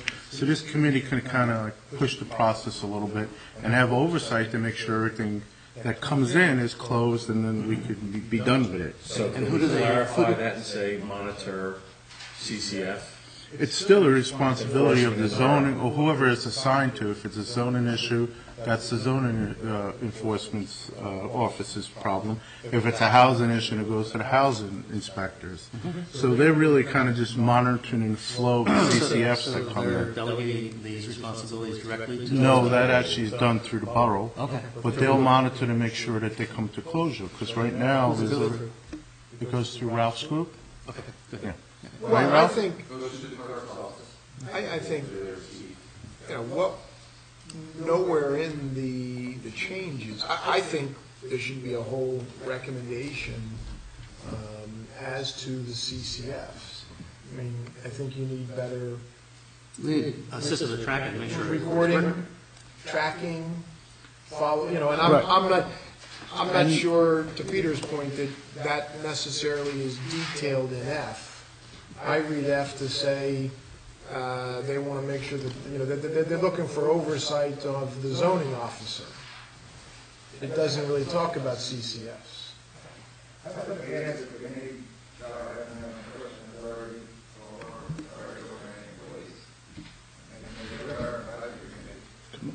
DeLeo, she's here from the housing committee. Yep. Something. State your name. And where you live. Hi, I'm Patty DeLeo, and I live in Bernardsville, 69 Minot Road. I think all... Are you related to I am. conflict of interest? There is a conflict. Abstain. Yes. Just to answer your question more directly, I think Jack attended a meeting that we had with the Housing Committee, and what we're finding is that there's not necessarily a delineation always between housing and zoning. Sometimes it's interwoven, it could be... Really? Right. Really? Are you sure? So that is the challenge, right? And what we're running into is, well, we can advise on X, but we can't advise on Y. Oh. So the recommendation was, why could we expand our role? Kevin's been in several of the meetings, Jeff's been in the meetings. Could we expand it to just take what we do in housing, which is really advising, we don't make any decisions, and do that within zoning and also Property maintenance. property maintenance. So you're really talking about zoning compliance as opposed to enforcement? Or are you talking about enforcement? You're talking about compliance, it sounds like. It is Right, because, F reads Because is enforcement the is like zoning police officer power, doing and I his don't job. think that anybody Doing his wants- oversight. Our job, just like in housing, right, we can't enforce anything. But to Bill's point about improving the CCF, did I say that? That's part of the recommendation. That is our recommendation. We've had meetings with Chris D'Amato to automate the processes to Yeah. assign codes. So we're working all through that, but we want to be able to do it across the board. I've talked to this guy with the same last name, Yeah. and we've talked about it. I mean, we're on the same page. Yeah, And I think just actually that word, I didn't see that, but it's not. compliance as opposed to enforcement would certainly change the timbre. I think each summarizes all the uses. Yeah, it does. And that'd be helpful. All right, so Thank Peter, you. how do you want to change F? Change enforcement to compliance. Monitoring zoning compliance. Yeah. So the duties of the housing property maintenance and zoning compliance advisory committee. Amendments. Recommend to the governing body appropriate strategies. All right, anybody else have any? Can we move this? Jeff? And then that's to be monitor compliance. Monitoring compliance. Okay. What did Jack say? You can change it. As revised with the change from enforcement to. Thank you very much. I'll be able to sleep tonight. Okay, Sam, what number would this be? By the way, I haven't done a check for dollar. Here, you're pushing it. Wait a minute. That got cut from the budget, so. The line starts at you. He was looking for his dollar. You said 1683? Okay. I'll entertain a motion to move ordinance 1683, expanding the duties of the Borough Housing Committee, and the statement of purpose is to expand the duties of the Borough Housing Advisory Committee to include monitoring of the commercial and residential property maintenance codes and zoning enforcement. And we're going to do this with the change of monitoring to compliance. So wherever it says enforcement, change to compliance. Thank you. Moved by Mr. DePorter. The second. Second. Second by Mr. Youngblood. All in favor? Aye. Opposed? No, Mr. Khalil, you have to recuse yourself because you're. I don't think so. No, he's not as the. No, fine. Abstain? All right, you guys have it.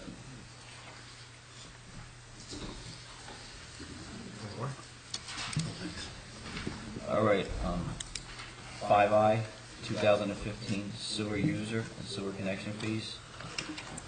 That came in email today, right, Cindy? That's the one that came in email? That's why I couldn't find it. Yeah.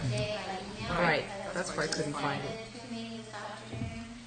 And after reading the memo from John McDowell with the new recommended fees, I did prepare the ordinance. So if you agree with the changes, you really think And the recommendation was for all three changes, or he was just, in other words, you had a hookup change, there were, I believe, three different proposed changes, right? Yeah. Okay. You see that on the second page, first paragraph. And if you want, I can have one copy. Well, Kevin had a copy. I have Jeff's using a hard copy right now. My only comment is, under section 3, I think it should be any or all other ordinances, not any of all. Are you looking at the ordinance, Jen? Yeah, that you sent us ordinance 15 dash. Any or all other, section 3. Any, what was the change? I think it should be any or not of.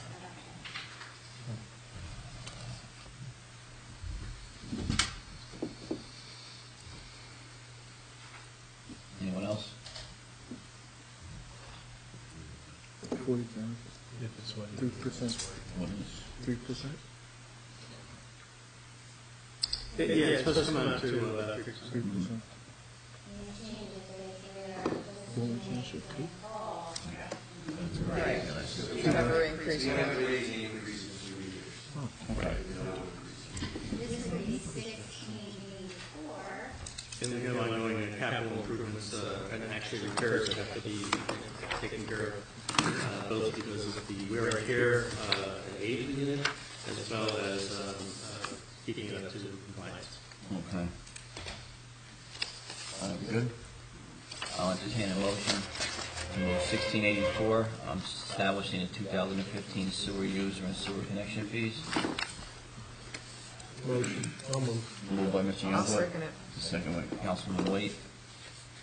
You guys do a roll call on this, Sam? Okay. All in favor? Aye. Opposed? Abstained? You guys have it. All right, budget update. Ralph? Money tree. More water on that tree. Side with the snow. Just so you know, that's Fox. And you're on time with two.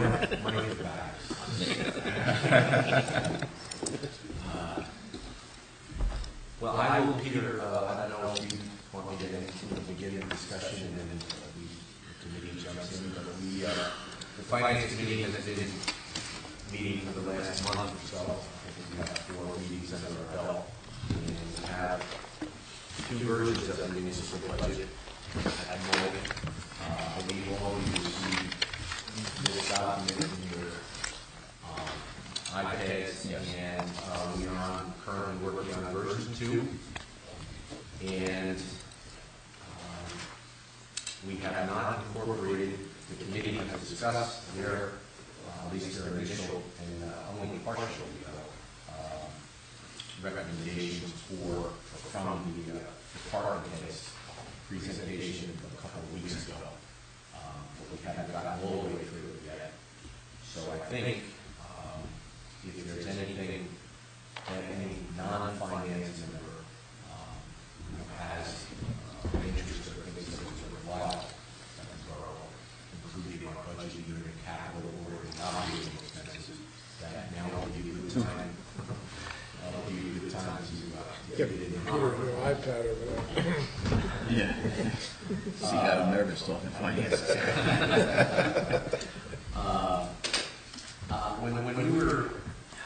We finished our last meeting, I had asked the members of the committee to think, first of all, about 2 major things. One, what would be the timing of the introduction of the budget? And the consensus was not our next meeting, which is March 23rd, but April 15th.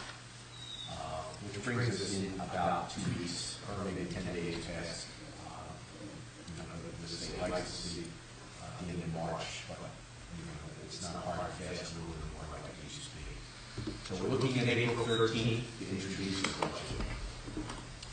And it has become time to, and I also asked them to think about the ending of our money, so to speak, about the amount of really by taxation as the capital that we have on taxation. So that's something that I can tell you where we're at this point in time, is what we have on version 2 here. And as I say, it's lacking anything at the moment. It's lacking anything from the department of just a little refresher course. We have, as a borough, been around right on the 2% amount to be raised by taxation since that law came into effect, I believe, about 5 or 6 years ago. Last year was the first year that the council elected to go above that number, and we went above that number by the percentage that the $2 million borrowing for the $10 million road project cost. So I believe the number was 2.73 was the final number, and that 0.73 was the funds dealing strictly with that $10 million project, of which $2 million has been borrowed.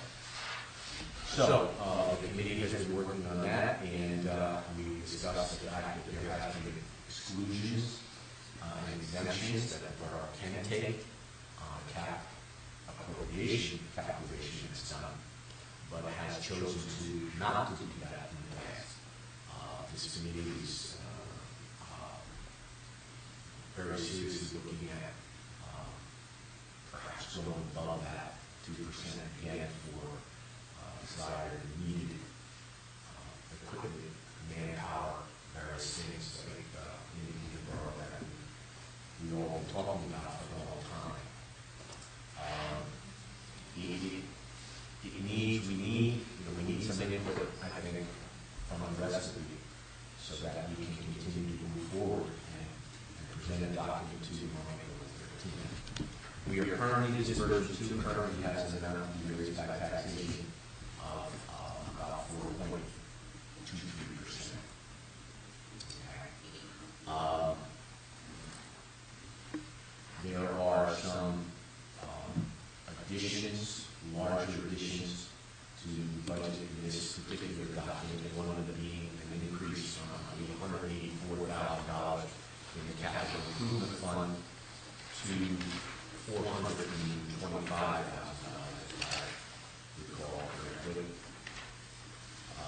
And what that gives us, it gives us cash on hand to create ordinances for smaller ticket items, and I don't mean smaller like 5,000, 4,000, that kind of range, but it would allow us to, if necessary, I mean, capital improvement fund would then be have about $600,000 in cash, and purchases can be made for a pickup truck, and possibly $100,000 if needed or if desired for the building that's been talked about close to the brook. Some OEM equipment for the fire company, $70,000 for fire. There's some number there, it has to be finalized item. And it cuts down borrowing for those kind of things which have short useful life, which creates difficulty for us when we will create difficulty with us when we go to permanent financing, because it will cut down, maybe 10, 11, 12 years instead of possibly going out for 15 to 20 years, which puts less of a strain on the budget for the year of payments. Ralph, had you had an opportunity to talk to bond counsel about the types of structures we're talking about and the useful life? Yes. And at the moment we are, with what we have on the books already, we have basically about a useful life of 11 to 12 years. The shed facility that we're talking about. The shed facility would give us more than that, I believe, possibly 15 for that. And also the drainage portion, if that is followed through by the Public Works Committee for the next step in the roads, resurfacing and rehabilitation. Drainage is a long-term line that gets us 20 years for that portion of it. Just 20? I believe that's what the number was. Minimum, I think it varies depending on the complexity and the length of how deep you get into it. But at the moment, what we have, we have notes outstanding for just under $80 million.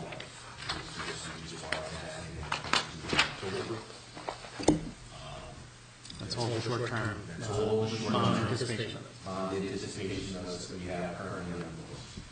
The Public Works Committee, I know, is working on allocations for next year's road project rehabilitation. And I say next year because the current year, what we're going to be doing in springtime will be what was allocated last year. Because Jeff, feel free to jump here. Yeah. Because we didn't get the major projects done, we only got the mill and paves done before the bad weather set in. So any borrowing that we do in October, when we roll over the notes, will be for either capital projects such as capital equipment such as this dump truck that the road department is asking for $150,000. But anything with the roads, the actual work will be done in 2016. And as I said, I believe the Public Works Committee is working on a lot of drainage issues which helps us in that life. So anyway, that is a big ticket item. Cash, that's a significant increase in the cash flow there.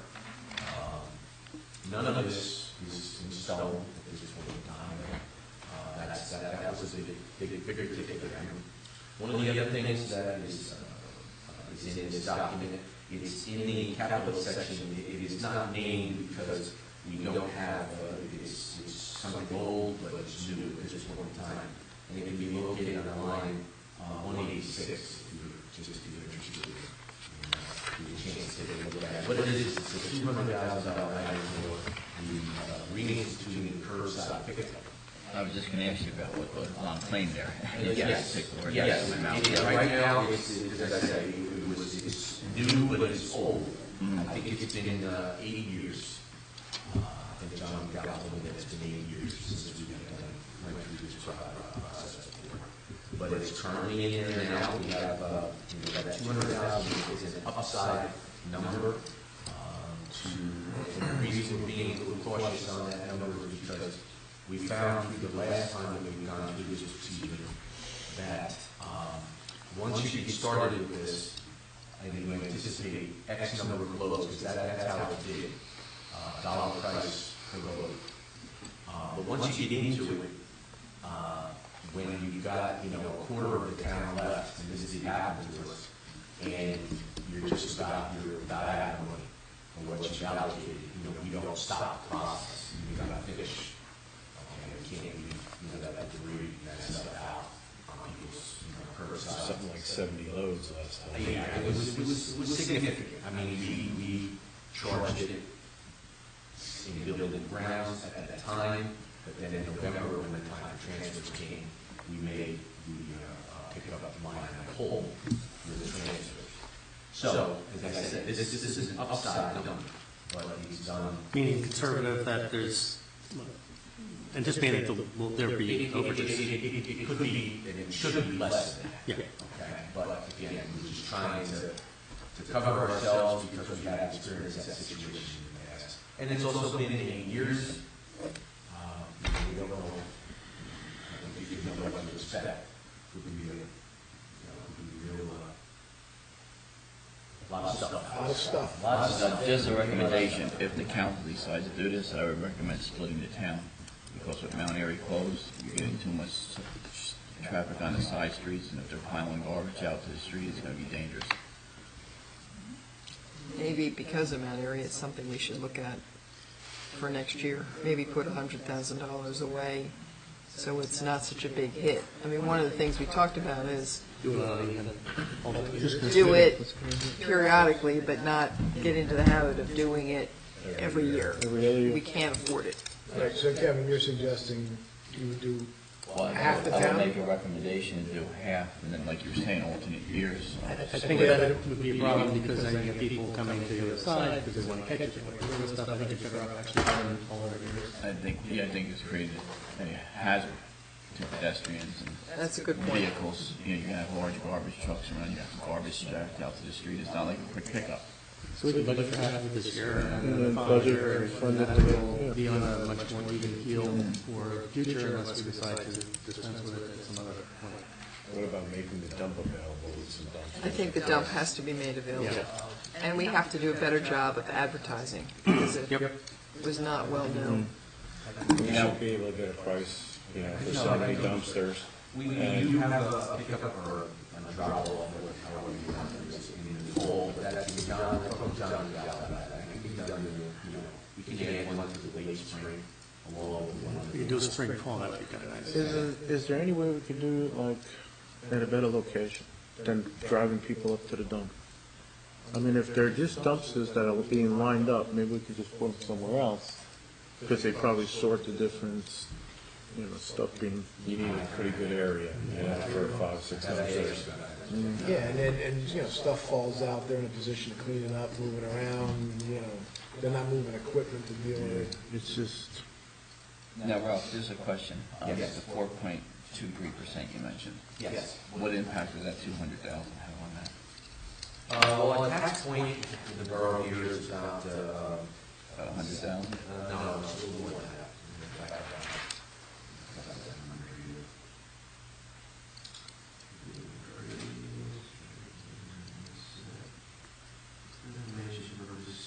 Okay, 230,000 represents penny on our tax rate. So 185 to 186 is 200 grand. Yes. So we're about, it's a little less than the tax rate.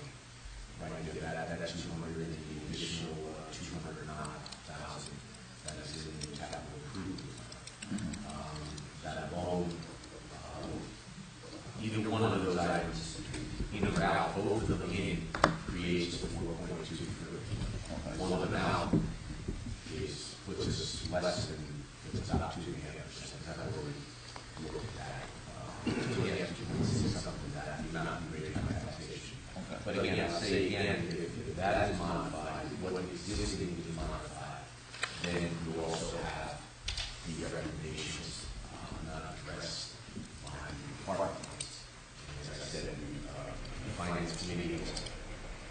looked at Public Works. They asked me, and we still have a scheduled meeting with Chief of Police to go over his requests. There's been no requests, or there's been no, nothing addressed in Public Works as personnel. It's basically the capital stuff that finance committee has looked at and wants to see. I'd be happy to tell you what it's now, I think Kevin, Mayor, I won't put words in your mouth, but I think Mayor came to us and wanted to bring all of this, bring you all up to date on where we are, and again, at times, we get input from the non-members of the finance committee. This is where what we've done so far. The rest of the budget as a whole, as you can see, basically just 2% nominal increases everywhere. But we are also, we're through our snow removal budget, which means, and we're actually into our reserve that we've been trying to build up, so we're just building it back down every time the snow comes, which means we don't have 10 cents budgeted at this point if there's another storm now or in the fall. That's correct. We have exceeded what the storm we had, I guess, last weekend. We didn't have one this weekend, the first time. Yes. But last weekend, the 7 or 8 inches that we got put us over in snow removal and overtime. The road department put us over. We have taken, we had $80,000 in the snow trust. We've taken half of that for salt. So we're down to $40,000 there. We spent everything that we have. We're over $2,500, more than we got $10,000 in our current. What's in this document right now. So, you know, I probably, in discussions with the finance committee, want to massage this document to get us up to at least whole, and it doesn't leave us anything from November to December at this point in time. So that's got to be massaged. This happens every year at this point as the budget process moves towards the spring. Snow removal is always a moving target. Start out with maybe a 10% increase from last year, but then 10 becomes 12, becomes 13. That's, as the snow keeps piling up, I just keep adding to that. So that process is continuing, but again, I keep saying we should all know that we've exceeded everything in every area, from outside contractors to overtime to salt. In every area. We've not had a really big storm, but we've had a lot of little ones. And we really exhausted a lot of salt. Well, the state said there was 44 actual occurrences through this past snow season. Ice. Hopefully we'll have two, brutal back-to-back seasons, but you can't, We've had two back-to-back. Yeah, hopefully we won't have three. But you can't, Well, last year we had a hard time getting salt. At least we can get it. It's expensive, but we can get the salt. I have some wonderful pictures you want to see. I had to drive down to Trenton on Friday, and when I got into parts of Mercer County, the roads were just packed ice. Not even potted like you usually get when they're been treated. They were just absolutely sheets of slippery stuff all the way into Trenton. It was like pretty wild. Ralph, when we get done, maybe next month, can we get a breakdown of how much we spent on salt, how much we spent on our internal people? Just hand me a very comprehensive you just handed me today, where we are today. I've got that on my desk. But that exists, and certainly we're all hoping that we see the last of it, but as we get towards the end of this month, hopefully we will see more and we will get a final tally. So it's safe to say we probably spent more than last year. Yes. Yeah. I'd say yes. And,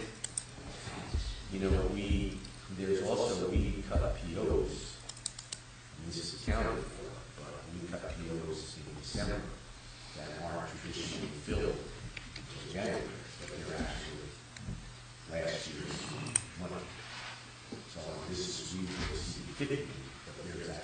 14 feet. That'd be comfortable, but physically, that's not to it. We still have the 40 years. It's just, it's a bottomless pit. In terms of the framework, we've been looking at all the things that have been bypassed for years and years and years in terms of some of our equipment. We're looking at trucks that are 20, 25 years old that are on these hills and roads which are more difficult, and the salt and all these different things. And we have stuff that is just so worn out that it just doesn't seem prudent to continue, kicking the can down the road, so to speak. At our last meeting, we talked conceptually, and we asked to have bond council come in to talk to us about taking some of the longer-term capital items, which with the current financing rate would be extremely attractive to do the bonding for that and take that out, and see what else we can do to help alleviate some of the bans that are going over and, subject to the whims of the market for short-term ways of doing things, so that we have a little bit more stability, because, it's like you have a 10-year mortgage on your house or a 30-year mortgage out, you're going to pay more interest. On the other hand, you're going to have a much more stable financial base, and it helps drastically improve your cash flow, and hopefully that would... Because you're not spending all the money over and over to go to the bands. Right.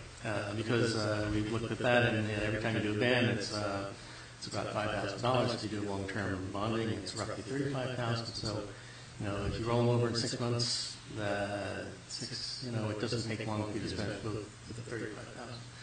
But also, just from an overall cash flow and planning and stability point of view, it just doesn't seem prudent to be carrying and financing things the way we have. And it also, there's certain timing issues. We had been thinking of October, but with some of the employment reports and things like that, if there's a way to accelerate that, that might be a recommendation to follow. In the meantime, the other issue with doing that in October, which is what we originally talked about, Ralph's suggestion, means that none of the things that we really need are going to be available until next year. And that doesn't help us, because it just makes other things more costly. So that's our conceptual framework that we've been looking at, to see what makes sense now as opposed to later, because it's just more cost effective. If you figure, I don't know, 1% on we have $2 million on the roads you did last year. Yes. 1% on the long-term capital items. On $2 million was $20,000. Mm-hmm. Okay, and if you do that over the long term, you can not face a higher interest rate environment. The payback becomes pretty attractive, because it'll be that much more cost effective.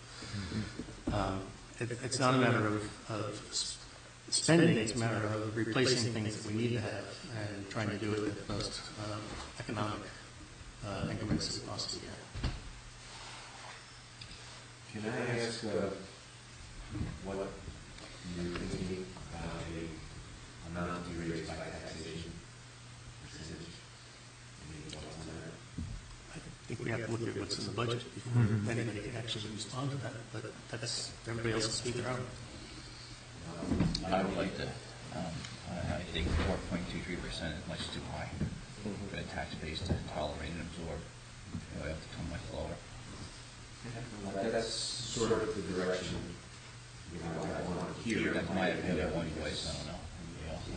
I agree with you. Okay. That's too big of a number? Yeah. Okay, 3 range.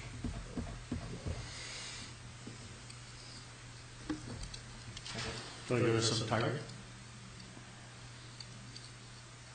Well, Ralph, you said a number before when I asked about the 200,000. And if we take that out, we're down to about 2.7, 2.6. Yeah, somewhere in that range, yeah.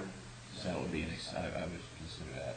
So you took out the $200,000 and you did the dumpsters and stuff. You'd add some cost to it, so you'd be just under 3. Or around 3. Around 3. I mean, it's a good talk. Then as we move forward, we could look, like Mike said, we can open up the dumps extra time. And next year, we could look and see if we get them through the cleanup week. It's one of the reasons why we took away that was we couldn't afford it. You were paying skyrocketing health costs, everything else. Which are still going up more than 2%. So, this is one of the problems that we're in the bind for. Eating ourselves within.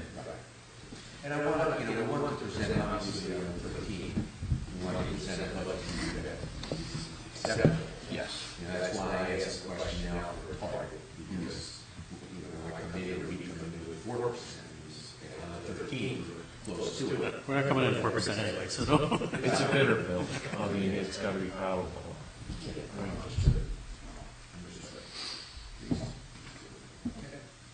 All right, well, Ralph, thank you. Anybody have any questions? Yes. A little bit of guidance on this, like you really mad, it has to be generated by in regards to the capital budget for next year. We discussed with the police committee meeting, one of the requests from the state office of emergency management for some guidance on where we stand on funding or not funding our portion of the generator project. They're basically ready to advance grant application scheme for final approval. We have a strong grant application, again, as a chance of success as it stands right now. However, the issue of the electric heat, with gas heat library, kind of complicates this particular grant application moving forward at this time until we know what we want to do with the library. In a nutshell, if the library was to be converted to gas heat as opposed to electric heat, it would have a dramatic impact on our grant application as far as the scope of work. We would cut it in half. The rough number that we're looking at funding right now, as it stands, for the electric heat, the borough portion is approximately $110,000 right now. As it stands, it would have to be raising capital funds to move forward under the current scope of work. The technical issue that we're in is we may not be able to defer this grant. We're still waiting on an answer. I asked FEMA if, not FEMA, I stayed away to find out if they were willing to defer our project longer, perhaps and buy some time, with the hopes that we could reconfigure our scope of work and basically downsize the project. That might be a possibility, but they ask for some direction as to know how we think we want to proceed on this. We're a little bit ahead of the curve. There's a lot of people lined up behind us that are lined for this funding. I think we can buy some time, but if we were to do this, we would talk about converting gas heat forever and not do it, we would lose the ground to the property at $75,000 in federal funds to do the library project. So what I'm asking for is some discussion, some guidance as to how you feel about that. I mean, if you feel that we should be putting our capital funds possibly into converting the heat library before we think about emergency electric generation. I understand that, and we think that maybe we want to try to do that again. Use federal funds to go ahead and do this project. I just need to have some guidance. I don't know what to tell them. Is the application contingent on our existing utility setup? This is all work based on our existing utility setup right now.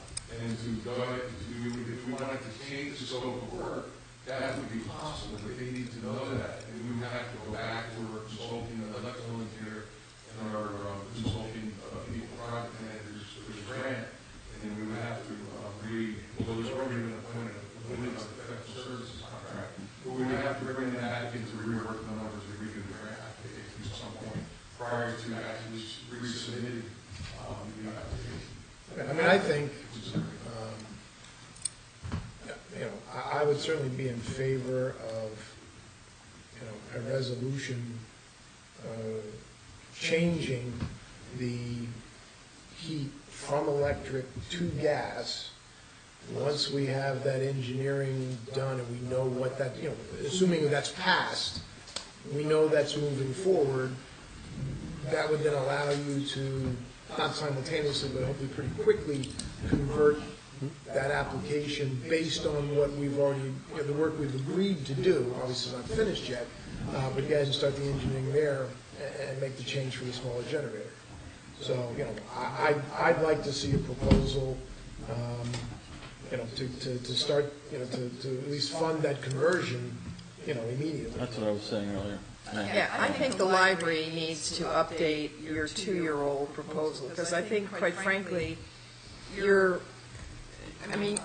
I thought April said that they had some 2 years. 2 years ago, they looked at it, and if you want me to do that, get somebody started on that tomorrow.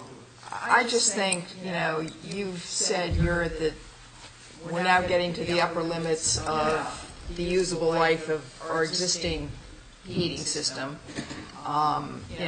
We're paying, both the library's paying and the borough is spending, roughly $40,000 out of our budget every year to supplement,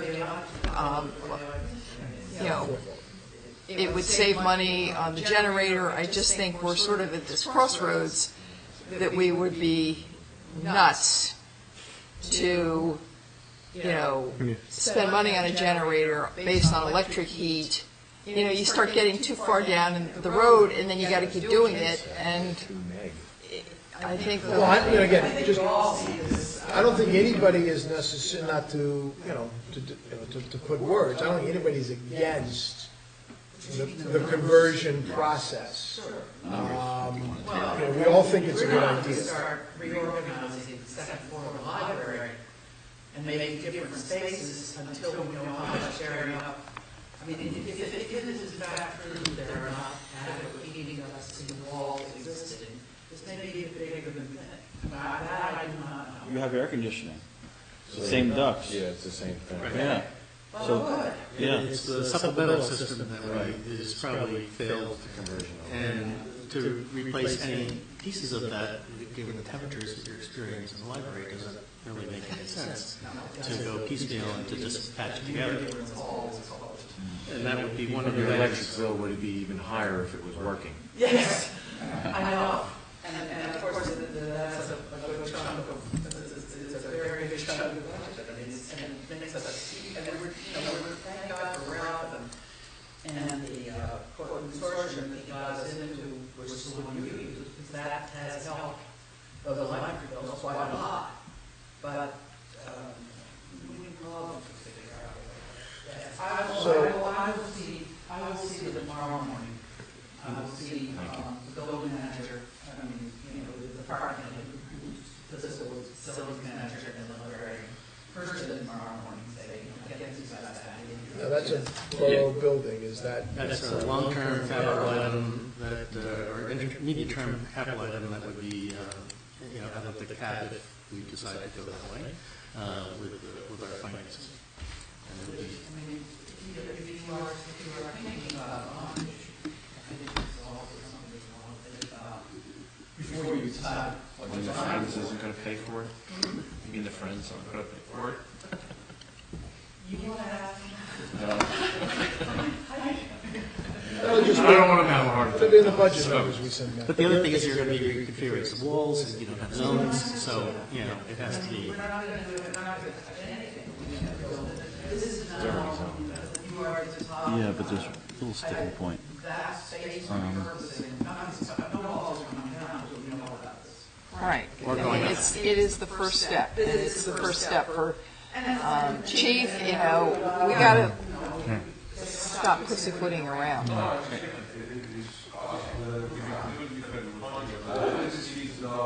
So the answer is yes. What do you need to know? Wait. Yes. What? No. Yeah, I think you're talking about whether you have to support the heating system or not. No, wait a second. Yeah.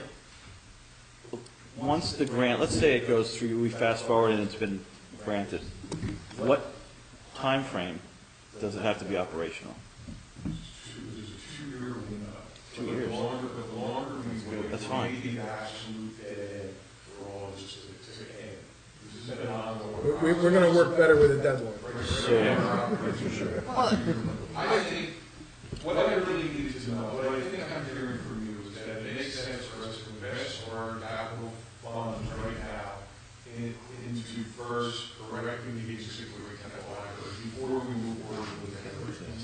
And I agree with that, I think that makes sense. I might be able to buy us some time simply by pushing our application to the end of their process. Right now, we're ahead of so many applicants in the process. So if they know what we're thinking of doing, they can just take our application, put it off to the side now, and move on to other applications. So if they do that, what I would need, within a timely, sooner than later, would be, what we would not be particularly what we would have, which is cost, and if council's going to fund that. And once we have that, then I think we can go back to our electrical engineer, and we can say, based on this proposal now, to transferring of heat to gas heat, what would we have to do as far as the scope of work for the generator? And they would have to redesign, reconstruct the rest of the scope of work for the generator. Basically, all I do is recalculate the load, which is very simple. It's not a big deal. It's really simple. I got in trouble with the building department, but I figured it out myself for a home generator. Well, the doubts, figuring that out makes it simple. Dealing with FEMA and putting it into FEMA language is much more complicated. That I understand. So there would be some time, some maybe the find out for the consultant is if we just continue with the path that we are, because that's the only thing that we have. No one that's concrete. And, what is there a process to rescale? Typically, there is. You're getting more projects. Once we submit it to FEMA, it becomes much more difficult to change the scope of work as opposed to doing it before we submit the application. Does we have an adjustment? Even if we're giving the money back, let's say it only costs half like we said. Really? It's the federal government, Chris.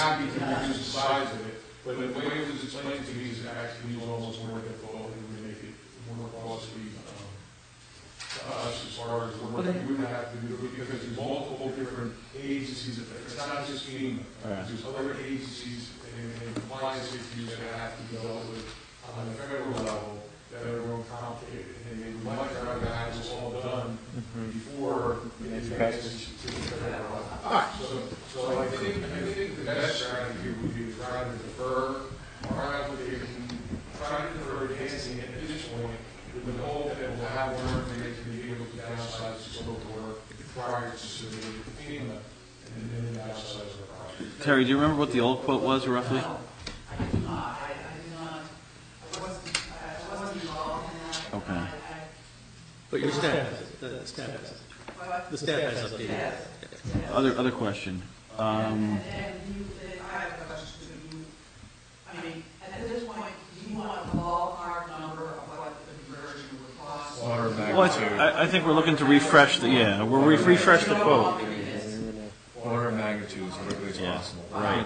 And if you could just forward that to Sandy, and she'll get it out to all the council members. And is there any chance that that funding that you were talking about many meetings ago, that would help defray some of the expense to making that conversion? I frankly don't think so. Okay. They did get an order from friends got an order from probate court in 2005 when the request was when Doe died, and as how it was exempt. And while that order is fairly broad, it says for capital, it identifies the kinds of things that the court said it could use, and they're all very patron, upfront patron friendly. They're things like furniture, new carpeting, and that sort of thing. Heating vents don't count as patron friendly. They're decorative.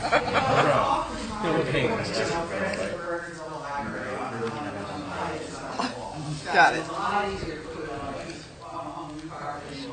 So we pay 3 months. We pay for more. I have not made a formal request to them at any time, and Is it, it's a vote of their board. It's not- you don't get if you don't ask, I guess? It's not money I control. Right. Well, you know what, if we get that, I mean, we know we're going to do the conversion. The question is, how are we going to fund it? I mean, it makes absolutely no sense to not do it. That's what we're trying to do. You know, we're going to find the monies. Well, we need the proposal. Right now, we're paying. Is there a downside for asking? The borough is paying a certain amount of electric. And you You don't get if you don't ask. So basically what we're saying is the last 3 months, we've basically paid the electric. Post quote, let's do this quote. So it might help, I mean, the worst they could say is no. This is what I'm saying, you don't get if you don't ask. So, post quote, we'll find out. When we get there. When we're looking for funds, we're going to ask. Yeah, because 9 months of the year, basically, you're paying the electric bill. Right. Peter's on the end, he's going to do it. What else? All right, so any other questions for Ralph? Ralph, everything? Thanks for all the good news, buddy. Thank you. Chief, you okay with the answer? Right now, all right. We want to see the project, and we would like to try to downsize the scope of the area project, in the hopes that we will rectify the issues.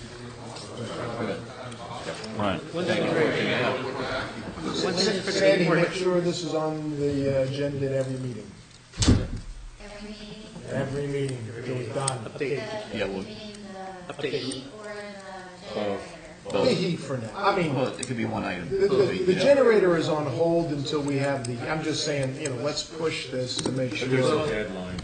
There's has to be done in a several- crossover where they have to, the utility has to provide us with gas mains and the gas. Oh, yeah, no, I'm just, And the generator has one demand and the heating has another demand, and you want to have one Agreed. trench done once. Agreed. So all run at the oh, yeah, same no. Whether you're feeding the generator or heat, it's gonna be pretty close. Right. So you have to- I mean, obviously, I think our hope is that the existing gas line will be It's possible, but you still have to have everything sized based on the, as it stands right now, the gas line. gas heater, so 70 kW run that whole building. All right. The only thing that we need to figure out, I think we have a professional services contract already for these contractors, so we would just have to relocate it and we can do that. And Kevin, I think, you know, you can move up to the point where you're waiting for that information, but I think it's safe to assume that something unforeseen, we're looking to move forward with this project. And once we get to that stage, it's a heating project, I'll talk to them and ask them. One trench. You could get an order of magnitude and you could pull up the old bid and you could actually have two things in front of you and kind of get an idea. All right, 5K, adopt the road. Councilman Schmidt. I guess that's mine, yeah. You're naming a road after yourself? Yes, yes. Now, there were a couple residents who wanted to get some volunteers together to pick up debris from roughly coming out of town by the fire department till about Douglas, right before you hit Far Hills. And they were looking to put together a group of volunteers maybe twice a year in spring and in the fall. Just that they're noticing a lot of plastic bottles and just litter. And I want to see if it's possible to put that together. The only problem is being that's 202 and it's a very busy road. It would probably need some police cover just to move along with the people who are walking with their sticks and their bags picking these things up. You know, the environmental commission does, they do this. So Yeah. they Green once a tea. year. They do 202? But they don't, they do like the polo grounds in Claremont Field, they do, but they used to, that's what I was gonna say, 20 years ago. Oh, they did?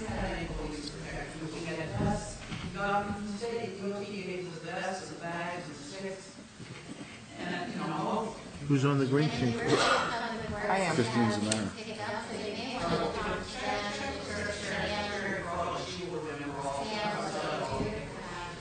Okay. but you want our, okay, basically? Well, if it's something that's already in place but it's not being done.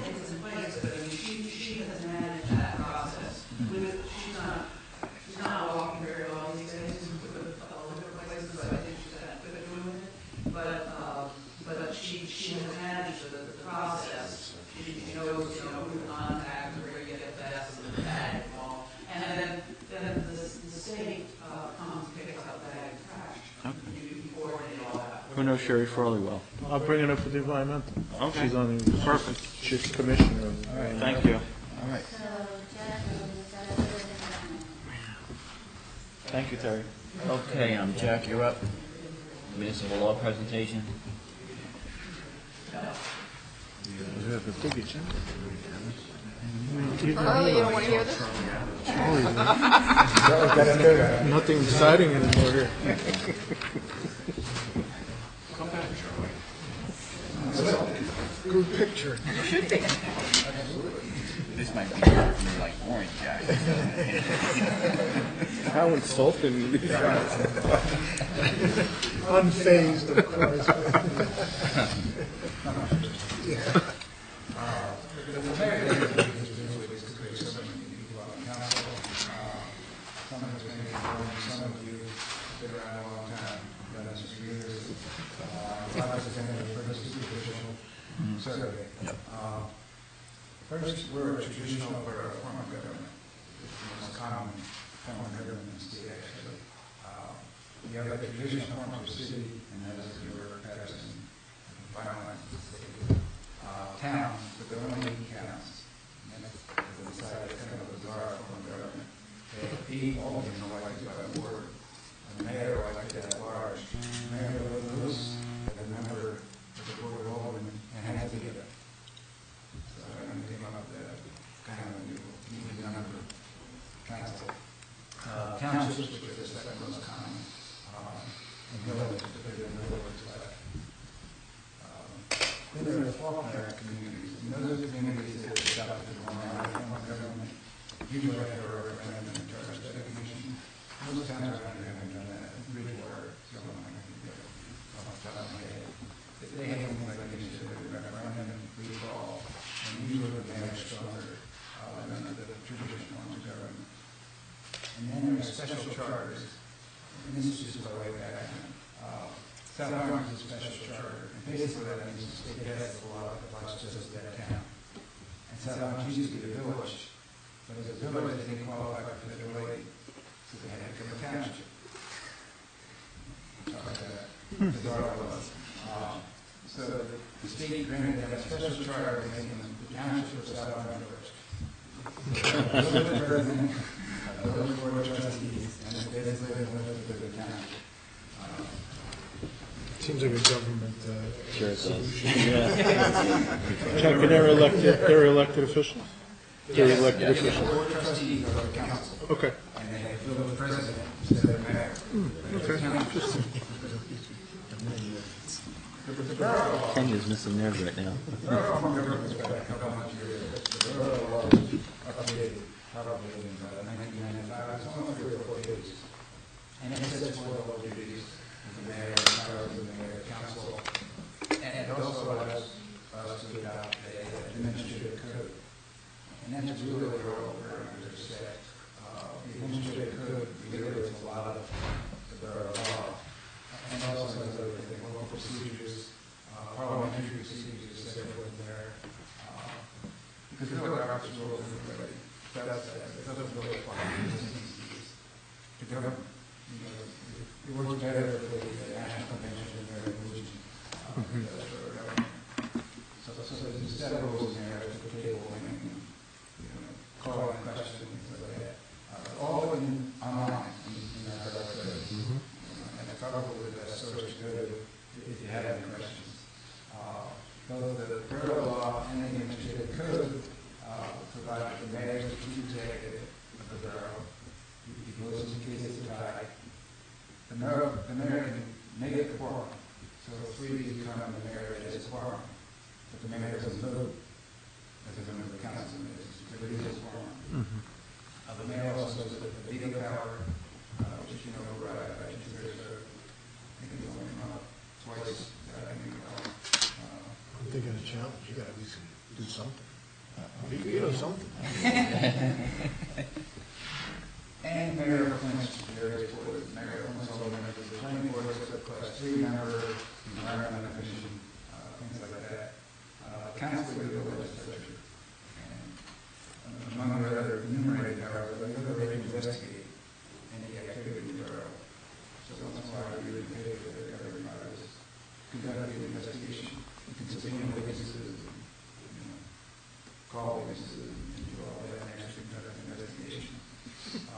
you also make some appointments, you know, every year position.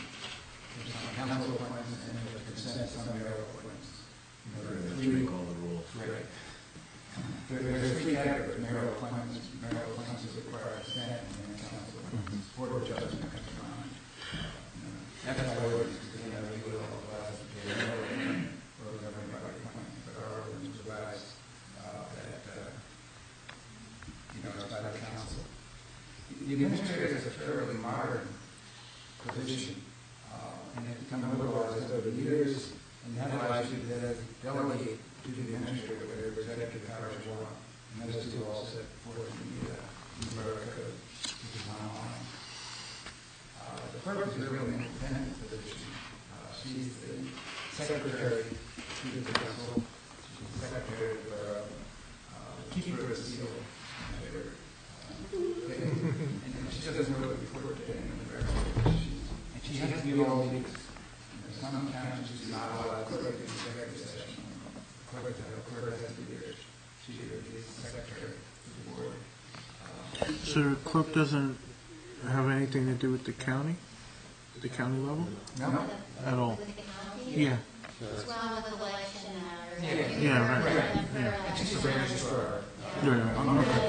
Because no one in this building has any powers over election matters at all. Okay. And there are a lot of other positions, I'm not getting into this a little later. Don't look my direction. The attorney, as I said, I agree with this. I don't participate in any policy discussions. That's not my role. So you can ask me for something legal, I'll say it. The Supreme Court. But I try not to ever render an opinion to give my opinion just any policy issues. That's not my role. There are several protected positions in all forms of government. The clerk is one, the collector, the assessor, and the CFO. And you cannot lower their salary, and you have to give them the same salary increase as other employees. So and that's all by state law. But there are also, as I said, a number of hybrid positions that, although they're appointed by you, they don't really report to you. Construction official, and in case of removal, the state uses an act, so there are any problems with any of these positions. So they're here before the state, not the council, that has the authority to remove these people. But the construction official, the ECA, really controls the construction official. They're really independent. They have an act within terms of the construction code. They report to the county construction board and the state. So who would that be here? Mr. Mondo? No, it's Right. Okay. And it's also the subject officials. You know, they're the ones that protect the construction officials, the ones that are for electrical. Oh, okay. Those guys. All right. Now, zoning, that's a good point. Zoning is totally a local creation. There's really not statutes that you can have a zoning officer. So that's totally valid, because that's your job, you know, as a legislature and the executive, to report the zoning. So every county has a zoning or a zoning officer, but there's really nothing in the NWO or anywhere else setting that up.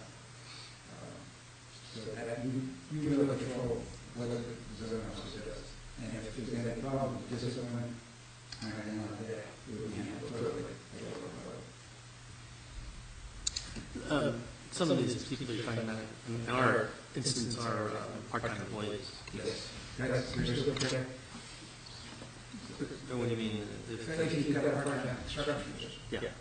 And the construction position is not a good job, and the plan is, it doesn't have to file with DCA. That's really the construction position, the clerk, CFO, and the assessor. The assessor is another position that really doesn't report to you. It's really independent of you, who reports to the county tax board and to the state. And really, they're known for their assessments or anything like that. And tax collectors is the other position. Meetings. As you know, we try to give, there are two ways to give notice. At the reorganization meeting, we schedule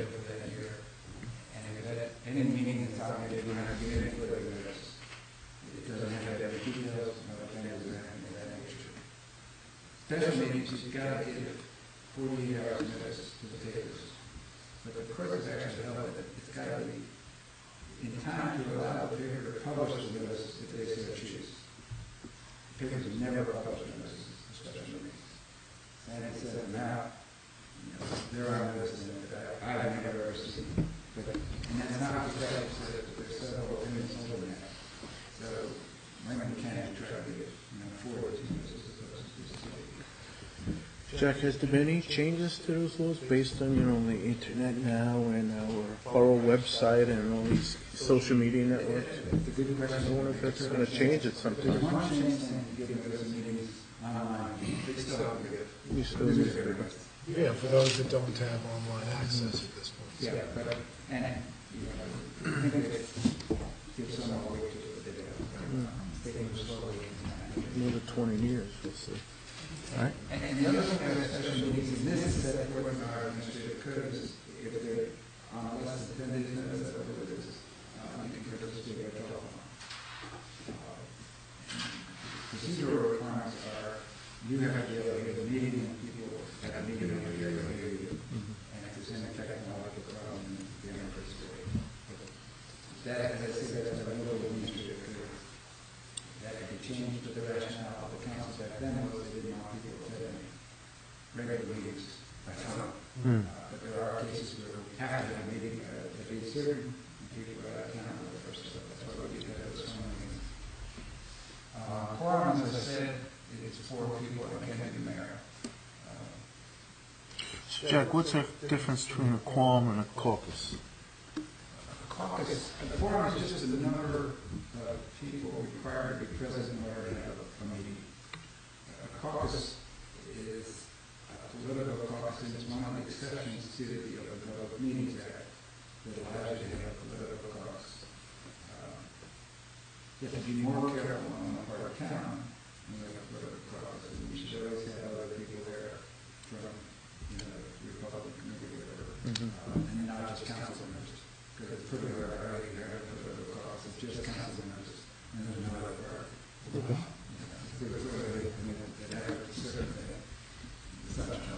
it is one of the exceptions to the Open Public Meetings Act. Ordinances, and it's pretty obvious that those are the more important things to do. They require 2 meetings. The first 2 meetings really administrative. The purpose of the first introduction is and the statute allows you actually to introduce an ordinance by title. Because the purpose is to publish a notice in the newspaper saying they're having a public meeting, and every time the public will be given an opportunity to be heard. So sometimes you don't guys will figure out the first reading of this. It's really kind of redundant. Because people are going to get the opportunity to speak at the next meeting, and then they kind of repeat the same thing. So it's really fair that everybody will notice to everybody at the same time. But there's nothing illegal about it, right? Resolutions are less important matters. And motions and resolutions are the same effect. The only difference is the resolution is right. So if you move to a meeting in part of the minutes, that has the same effect as a resolution. Executive session. You've got to, as you know, to do every meeting, have a resolution to go into executive session. There's a case law saying you can't just recite the statutory exemptions. You've got to give some detail without giving so much detail that it defeats the purpose of the executive session. So the fine line, you just can't say we're running for contract negotiations. You've got to say contract negotiations with the PDA. You're not saying more than that, but you just can't. Some specific. And to the extent possible, we should include all the things we've discussed in executive session before we go back there. And I know it's easy to go astray, start adding other things, and not necessarily, but we should be careful. The things we know we're going to discuss in the executive session are part of the resolution before we go back. If you put it in writing beforehand, and then before you go into executive session, you want to add something, can you have a resolution to add at that point in time? In fact, I would just state as the resolution coming up in the executive session, I'd also like to discuss, the regular session. Very good. Or whatever. Thank you. But at least then the public and the press is on notice, so we can discuss things. Exactly. It's on the Minutes are a related thing. We've got to do these minutes and things where that is on a regular basis. And we would back the minutes before it's over. Or any reason, confidentiality. Any of the reasons that we go back there for, we usually go back. Now, some of those are perpetual. It's a personal matter. We'll never always remain back. But other things may at some point in time be able to be released. Ongoing litigation, as well, so some or all of them may be able to be released later. And then that comes up, we'll get over with us, which is because that's a few months. The other thing is confidentiality discussions. Remember not to discuss things in executive session. It's easy to do. But it's really the purpose of meeting in executive session. We had a problem a few years ago when we adopted an ordinance. I'm not sure it's enforceable. The idea was to remind people that confidential means confidential. A lot of things were coming back to the council in the executive session on the street. The supermarket get questions. No one was that. That was years ago. Years ago. Okay. Many years ago. I'll have that clarification. The budget, obviously, the budget, just the operating budget. It's called a resolution. I'm not sure why. It's a procedure, or almost identical to the ordinance. Most other resolutions require one reading, one item, none of the public notice. Whereas the budget resolution, like the ordinance, requires an introduction, publication of the notice, and then a public hearing. Capital and all that. The capital budget is really just a roadmap. You're adopting specific amount of the line items are kept in concrete like other parts. In the operating budget, you can only move the transfer items you have after November 1st. So before that, whereas the capital budget, before you appropriate money, you got to do the capital improvement ordinance or bond ordinance or so. If you put in a capital ordinance, the dump truck, the basic, but you change that during the course of the year before November. Last time budget is a temporary budget, as you know, budget is out in March, April, May, or June. And the temporary budget just carries over. And we're allowed to appropriate 25% of the prior year budget, but it doesn't have to be 25% of our line. You can allocate some money and switch from not only 25% of the aggregate amount. With the debt, we can't mortgage property. A lot of times people ask us to mortgage something. So we can only borrow money through bonds. The bond position short-term debt. It's a good question for the law. That's the only statutory way that we as a municipality can borrow money. With respect to contracts, the bid threshold is $37,000, now it's PPA, and the quotation threshold is $5,400. So what that means is we're supposed to get anything over $5,400 less than $6,000, we're supposed to get 2 quotations. And that's not hard and fast rule. If you get 2 quotations, you don't necessarily have to award the higher quote with the lower quote. You can qualify. You can say what's in the best interest of our you have to have a good reason, but you're not, it's not, that's kind of like bidding, whereas public bidding. In good faith. And it's almost impossible to find somebody not the lowest responsible bidder, if they're in fact the lowest bidder. Now, there are certain things that the bidding is efficient, and there are 4 statutory things that they have to include. A list of subcontractors is bid on, consent surety, performance, consent surety, state surety, and private performance bond. But if they don't have those things, those are fatal laws, and you have to reject. And the tough one is the list of subcontractors. Construction contractor, the contractor, the general contractor, the bidder has a list of subs for plumbing,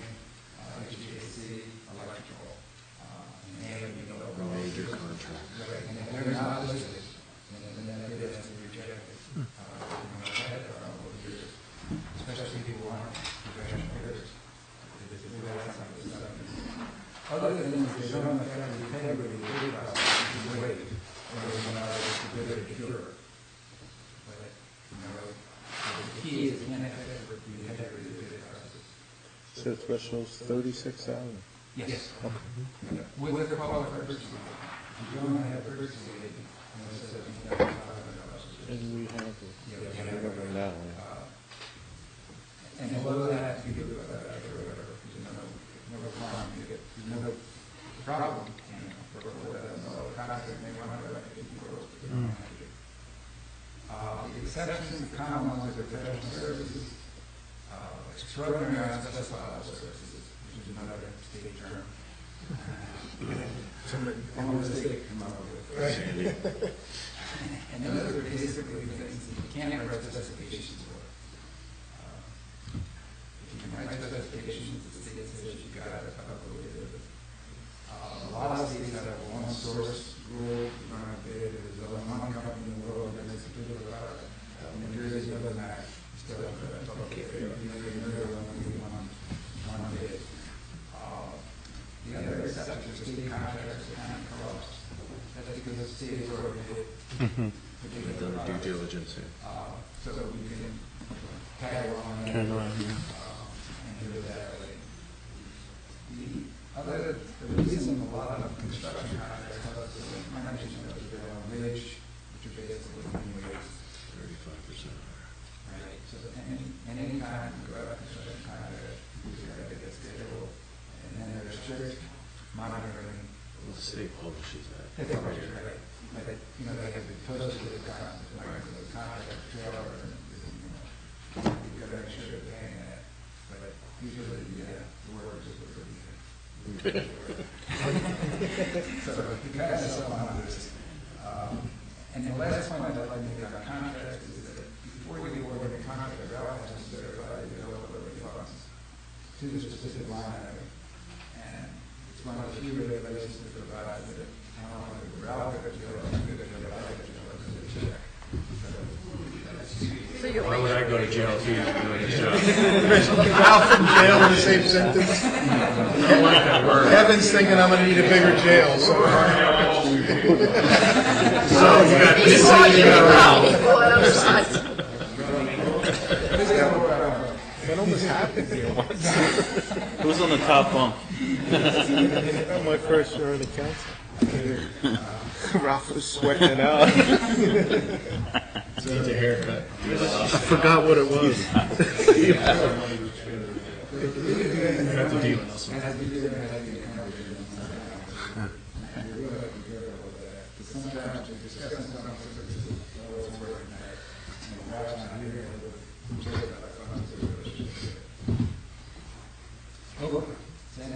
can't do that pending certification. You cannot.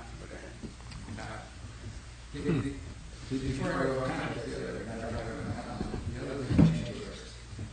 State regulations require a change order to be approved in advance in writing to the council. Except for what they call minor approval applications. So, before the contract does an extra work, you need to get your approval. We don't like to do Including that. deducts, everything. Yeah.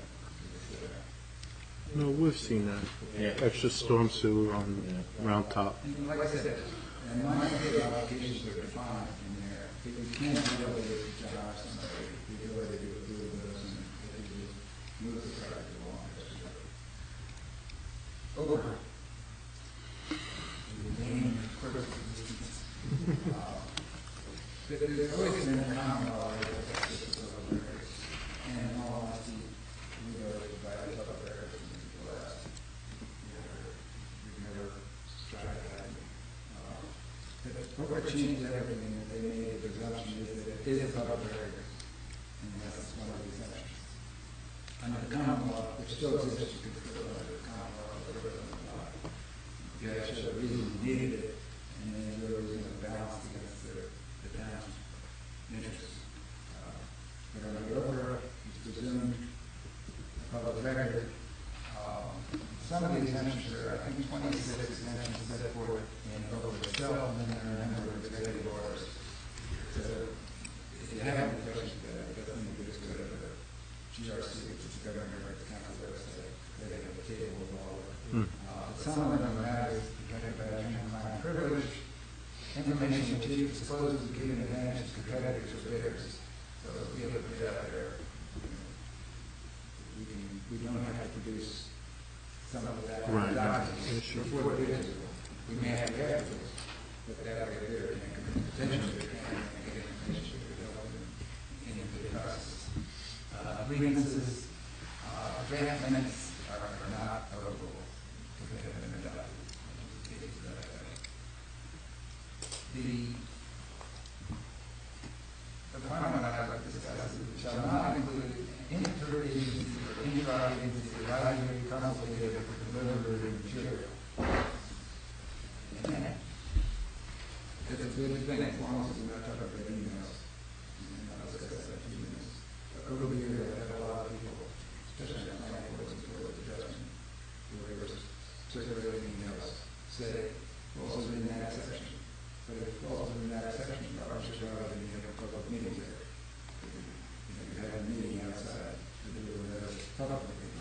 So either it's overall probably is, or you're out in the public meetings act. I think that the rule of thumb on email is you can't have a meeting if it's after a meeting by email. So you have to be careful. And it's another one of those things that's easy to happen. Like executive session. Somebody submits an email and all of a sudden it becomes a conversation. The thing that I remember is that there are brokers and they may be providing of the exact. They're actually making decisions or announcing decisions by email. And people have things in emails that they wouldn't necessarily write from a letter or they would say no. Or they just delete their email. Or you get your own server. You have a picture of me sending an email to them. Speaking of that, that's why I said you should borrow email. Because you use your personal email. You can have a mirror on a personal email. But if you use your personal email for borrow business, you could end up having to produce your personal email and have a GRC or the court conduct an in-camera inspection of all your personal email. So if you use your borough email, there's a mirror that everyone goes to borough hall. So Sandy has that. So if we get another request for emails concerning a particular subject, Sandy can go on the borough or planning hall, and then she can redact things that we think are confidential, all in one of these actions. But we have to be very careful when we're redacting to the reason for the redaction next to the redaction. And it's kind of like Catholic school that they have. It's a lot of work. But you've got to put a black magic marker through and then photograph it again so that we can't see it through. There are two other problems with over. One is people are entitled to document in the format they request. So there was a case where a town, they didn't use Excel. The requester said, I want an Excel. They had to produce an Excel. Which I don't understand because the purpose is to release the public records. It's in PDF, they can read it. Gold paper, gold leaf. The tablet form. Yeah, the other issue is that the requester or the bill, they take it to the GRC and if the bill, we have to pay their attorney's fees. So that's quite a club over our head because the GRC is the bill can't be recorded. And the requester is probably not prevail in those cases. There are, they fall over. They're busy in Chappaqua right now. Yeah, they are. It's a state GRC. Just a clarification, so, the whole assignment that Oprah has to do with having meetings and coming to decisions, as opposed to discussing things that are not necessarily coming to conclusion. That's correct. And that would fall, if they have a, if their documents produced by Ralph, they could fall in the intra-agency delivery exception. But as I say, if it's email from the wrong council deal, probably not apply. But if it's a part of the normal process, it's not covered. But do not, same with draft nets, they would follow the same kind of. But at some point in time, it has to be reduced.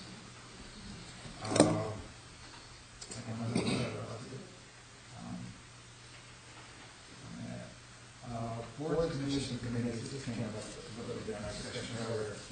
Boards and commissions are statutory. They're authorized by state statute, and the powers that they have are set forth by state statute. And some of them have pretty broad power, like the library board of trustees, has its own budget, they spend money, they enter contracts.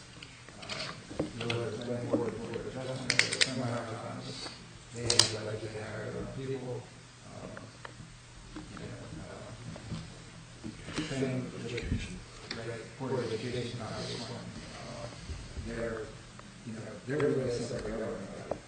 So that's a separate house. Whereas in larger cities and towns, they have class 1 Board of Education or 25 towns. Really, and a class 2 Board of Education, they're totally separate. Is that based on size of the town? Pretty much. I think historically, bigger towns. Whereas advisory committees, there's nothing in statute about specifically. So we created a ordinance, but they can't spend money. They can't enter into contracts. They're not really an independent entity. So, for instance, earlier we talked about the housing advisory committee. That's all they can do is advise. You can't delegate to them the ability, to enforce the ordinance. Right. And that's what they do. Sure. It's a valid point. They're strictly advisory. Their terms are set by you locally. What about confidentiality? Doing down the confidentiality? Well, by all of our, yes, and by all of our ordinances, we made it so they're subject to the public meeting act, so they can notice the meetings that should be covered with the right to non-executive session. Most of them don't really have a housing problem, one exception, that shouldn't be discussed in public. But as far as members, keeping things confidential. Yeah, that's. But you guys see the elected positions are like the ones that the planning board is the same. It's confidential. So you have to rely on people to appoint these various things. They do have to be aware, that, and they have to remember too that they represent the borough. And actually they take it not or even as individuals. They're part of the housing advisory committee or the recreation advisory committee or whatever. Is that inclusive of some commissions too that have to come through us? No, commissions are all created by state statute. We have a recreation commission as opposed to a recreation advisory. They have the ability to spend money and contracts. State street advisory or state street commission actually have the ability to pass ordinances. So in most towns, they're really involved in commissions. Environmental, we have. Environmental advisory committees, just because they don't like it and they feel that much authority should go. Like in a small town, some can't really sit. The government can't handle the whole gamut of things. But in a small town, very few have a recreation commission at the moment. The police department. There's the police chief bill of rights, which the chief has up, and it's set for it in Title 48, 14, 118. And basically, it gives the chief the right to run the day-to-day operations of the department. So as a council, you don't have the right to go in, I want 2 people patrolling this area at the same time. Well, council should do that. That's once you have a chief of police, that's his authority. Do you need a chief of police? No. Nothing personal. So you can have 2 lieutenants. We tell Ralph he now has the duties of the police department as well.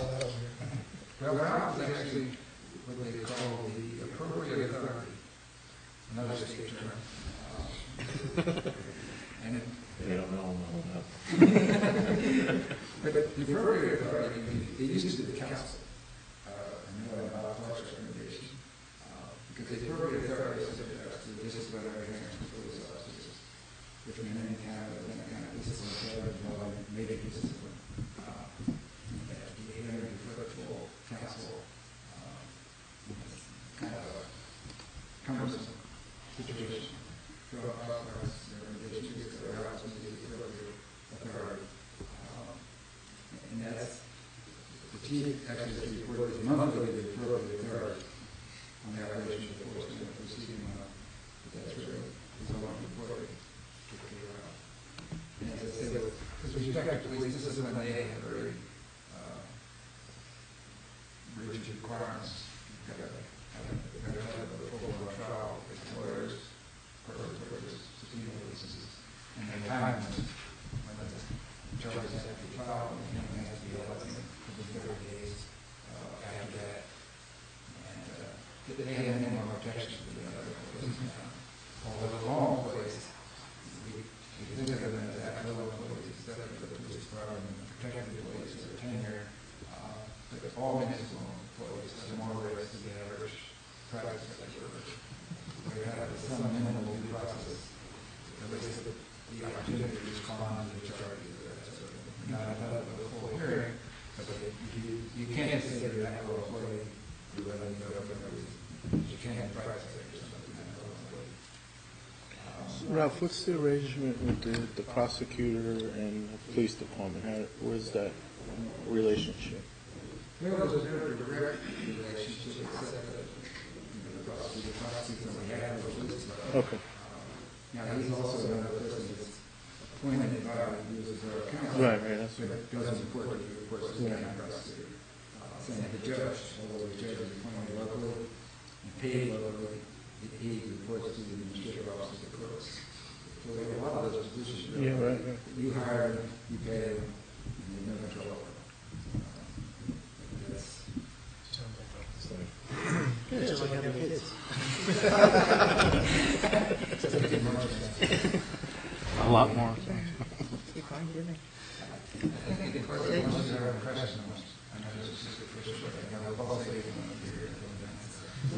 That's very good. Jack.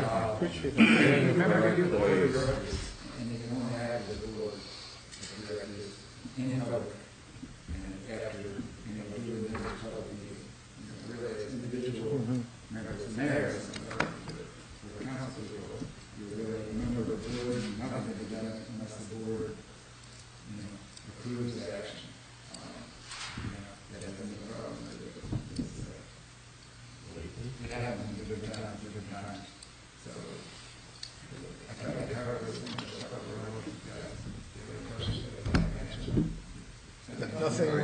Nothing we're in the gray area on. I mean, you obviously would advise us if. We're supposed to go directly into Ralph, right? Dealing with borough employees. That's correct. You should follow Our point person is Ralph. That's right. You shouldn't deal directly with that for the code. If you have a problem with borough employees, you should not go to that employee, especially as an individual councilman. You should go out and say, I saw so-and-so, at the coffee shop, a lot of in the morning. And not go to the employees. Sure. You shouldn't, if you go to the administrative code, there's just a lot of things that arose from incidents over the years. And, you shouldn't supervise employees. Even if you're the leader of the department, you shouldn't go out. You shouldn't be on the job site. Right. We're not supposed to interfere with. That's correct. And again, you should go through, even more so with the police department, who have problems to achieve, not to the individual officer.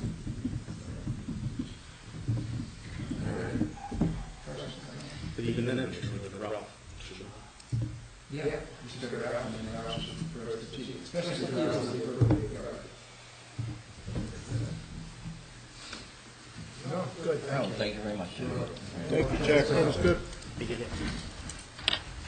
All right, 5M correspondence, we have none. Any other council members have any concerns before we go to executive session? Jared, do we have any? That was on the extension of the lease to the railroad station. Okay. And then I think there's just one personnel matter. Okay. I'll entertain a motion to adjourn into executive session. Second by Steve Portier, second by Mr. Schmidt. All in favor? Yes. Sterilization, one personnel matter. Okay, good. Well, Terry, we'll see you in 2 weeks. Chris Schmidt. Good night, Terry.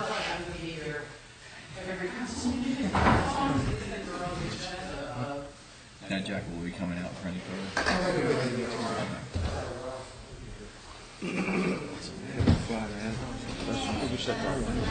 going to close, so you can shut the machine down.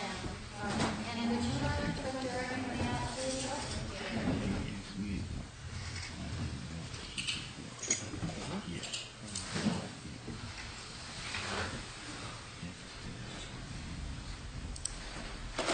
Thanks, Kevin. Thank you, Kevin. Thank you. Good night, Kevin. Good night. Good night, thank you.